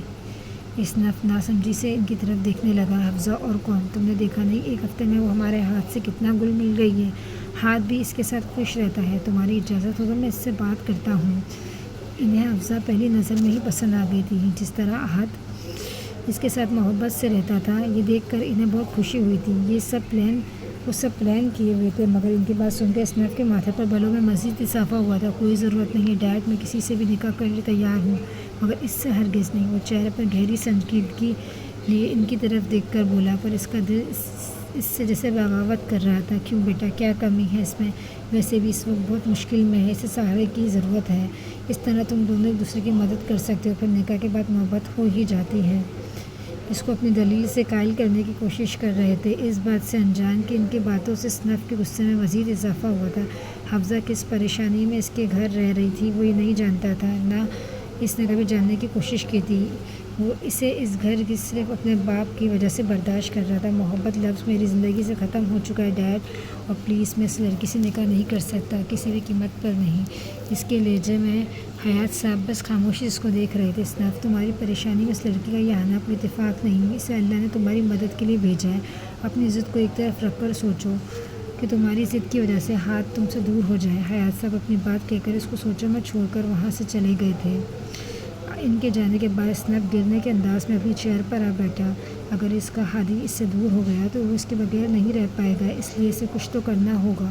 وہ جلدی کرنا تھا، اس سے پہلے کہ دیر ہو جائے۔ اس چند لمحے لگے تھے فیصلہ لینے میں، اور یہ فیصلہ اس نے صرف ہادی کے لیے لیا تھا۔ آپ یہاں بیٹھے ہیں اور میں آپ کو پورے گھر میں تلاش کر رہی ہوں، چلیے چل کر کھانا کھا لیجیے، ٹھنڈا ہو رہا ہے۔ رخسار بیگم لوگوں میں ایک طرف خاموشی سے چیئر پر بیٹھے ابراہیم خان سے مخاطب ہوئے۔ وہ کافی دیر سے انہیں پورے گھر میں تلاش کر رہی تھی، پھر انہیں یہاں بیٹھا دیکھ کر رخسار بیگم کو اطمینان سا ہوا۔ وہ جانتی تھی کہ ان کے شوہر کے دل میں ان کے لیے نہ محبت ہے نہ ہی عزت، پر ان کے لیے ابراہیم صاحب ہی سب کچھ تھے۔ تمہاری بیٹی میرا چین سکون تباہ کر کے چلی گئی ہے، اور تمہیں کھانے پینے کی پڑی ہے۔ وہ غیر برساتی نظروں سے اس کی طرف دیکھتے ہوئے جھٹکے سے اپنی جگہ سے کھڑے ہوئے تھے۔ ان کے اس قدر شدید رد عمل پر رخسار بیگم صحیح ان سے 2 قدم پیچھے ہوئی تھی۔ اتنے سال ساتھ گزارنے کے بعد بھی وہ آج تک ان کے اس رویے کی عادی نہیں ہوئی تھی۔ 10 دن رہ گئے تھے، پورے 10 دن تمہاری اس بیٹی کا کچھ پتہ نہیں چلا، جو دوسری بار معاشرے میں میری عزت خراب کر کے چلی گئی ہے۔ انہوں نے غصے میں سختی سے اپنی مٹھی بھینچی تھی۔ ان کے اس الزام پر رخسار بیگم طرف کر ان کی طرف دیکھا تھا۔ اپنی بیٹی کے بارے میں ایسا نہ بولے ابراہیم، اگر اس بار وہ اپنی مرضی سے گئی ہے تو اس کا یہ مطلب نہیں کہ پہلے جو ہوا اس میں ہماری حفصہ کی کوئی غلطی تھی۔ انہوں نے اپنی بیٹی کے دامن پر لگے داغ کو ہٹانا چاہا جو لوگ اس پر لگا چکے تھے۔ تمہاری کچھ بھی کہنے سے وہ سب نہیں بدلنے والا رخسار، پہلے کی طرح اس بار بھی تمہاری بیٹی کی غلطی ہے۔ ان کے زہر کن لہجے میں رخسار بیگم کے آنسوں میں مزید روانی آ گئی تھی۔ کیسا باپ تھا جو اپنی بیٹی کے بارے میں ایسا بول رہا تھا؟ وہ اچھی طرح سے جانتی تھی کہ انہیں حفصہ کی فکر زیادہ شمس کے ساتھ ہونے والی پارٹنرشپ ٹوٹ جانے کا ڈر ہے۔ اس سے تو شکر کرنا چاہیے تھا کہ سب کچھ جاننے کے باوجود بھی شمس اس سے نکاح کرنے کے لیے راضی ہے، ورنہ جو کچھ کر چکی ہے اس کے بعد تو کوئی بھی عزت دار گھر والے لوگ رشتہ نہیں جوڑیں گے۔ اس پر خود غرض لڑکی کو دیکھو، بھاگ گئی، اپنے باپ کی عزت کا بھی خیال نہیں کیا اس نے۔ ان کی باتیں ایک تیر کی طرح رخسار بیگم کے دل پر لگی، ان کے دل کو زخمی کر رہی تھی۔ اپنی بیٹی کے بارے میں ایسا مت بولو ابراہیم، ہماری حفصہ ایسی نہیں ہے، آپ اس کے باپ ہو کر ایسی باتیں کیسے کر سکتے ہیں؟ انہیں معلوم تھا ان کا شوہر پتھر دل ہے، اپنے بیٹے کے لیے بھی ان کے دل میں ذرا سی بھی جذبات نہیں ہے۔ باپ ہو کہ اس کے لیے اتنا کچھ کرنے کے باوجود اس کا قتل کرنے کے بجائے میں نے اسے گھر میں رہنے دیا۔ اس کا نکاح کرانے کا سوچا لیکن نہیں، وہ نکاح سے بھی بھاگ گئی۔ اگر وہ خود غرض باپ نہ ہوتے تو یقیناً اپنے بیٹے کی تکلیف کو ضرور سمجھتے۔ یہاں کھڑے ہو کر رونے سے اچھا ہے تم جا کر دعا کرو کہ تمہاری بیٹی مل جائے۔ میں تو شاید اسے بخت پر شمس نہیں بخشے گا۔ اپنی بات کہتے وہاں رکے نہیں، تیزی سے قدم اٹھاتے اندر کی جانب چل دیے، جبکہ رخسار بیگم وہی زمین پر بیٹھ کر روتی چلی گئی۔ کھڑی کیوں ہو؟ بیٹھو، کیونکہ میں جو تم سے بات کرنے والا ہوں اسے سن کر یقیناً تم مزید کھڑی نہیں رہ پاؤ گی، وہ اجنبی انداز میں کہتا اپنی ٹیبل پر رکھی پین کو لے کر اپنے ہاتھ کی انگلی میں گھمانے لگا۔ وہ جو پہلی شوق سی کیفیت میں اس کے سامنے کھڑی تھی، اوپر سے اس کے انداز پر اور بعد میں افزا کو چٹکنے پر مجبور کر دیا۔ افزا کو اس کے گھر میں رہتے ہفتے سے زیادہ دن ہو گئے تھے۔ وہ آج اس نے پہلی بار اسے خود سے مخاطب کیا تھا، بلکہ اس سے کوئی ضروری بات کرنے کے لیے اپنی اسٹڈی میں بلایا تھا۔ اب وہ حیران سی کھڑی اس کی ہاتھ میں گھومتے پین کو دیکھ رہی تھی۔ تمہیں معلوم ہے میرے باپ نے تمہیں اپنے گھر میں اس لیے رکھا ہے کہ تم ایک اچھی لڑکی ہو اور تم نے میرے بیٹے کی مدد کی۔ وہ بولتا ہوا ایک لمحے کے لیے رکا تھا اور حفصہ اس کی بات میں الجھ کر رہ گئی تھی۔ جانے وہ کیا کہنے والا۔ سوچو اگر انہیں معلوم ہو جائے کہ تمہارے باپ کے آدمی پورے شہر میں تمہیں تلاش کر رہے ہیں تو شاید یہ جاننے کے بعد وہ تمہیں گھر میں ایک پل کے لیے نہیں رہنے دیں گے۔ اپنی بات کہتے ہوئے تلخی سے مسکرایا، جبکہ حفصہ پھٹی پھٹی آنکھوں سے اس کو دیکھ رہی تھی۔ یہ سب تو اس نے حیات صاحب کو نہیں بتایا تھا اور اسے اس بات کا بھی اندازہ تھا کہ اس کا باپ چپ بیٹھ کر رہنے والوں میں سے نہیں تھا۔ وہ یہ کیسے بھول گئی تھی کہ اسنیپ یار خان کے لیے کچھ بھی جاننا مشکل نہیں تھا۔ میرا ایک فون اور وہ لوگ تمہارے سامنے ہوں گے۔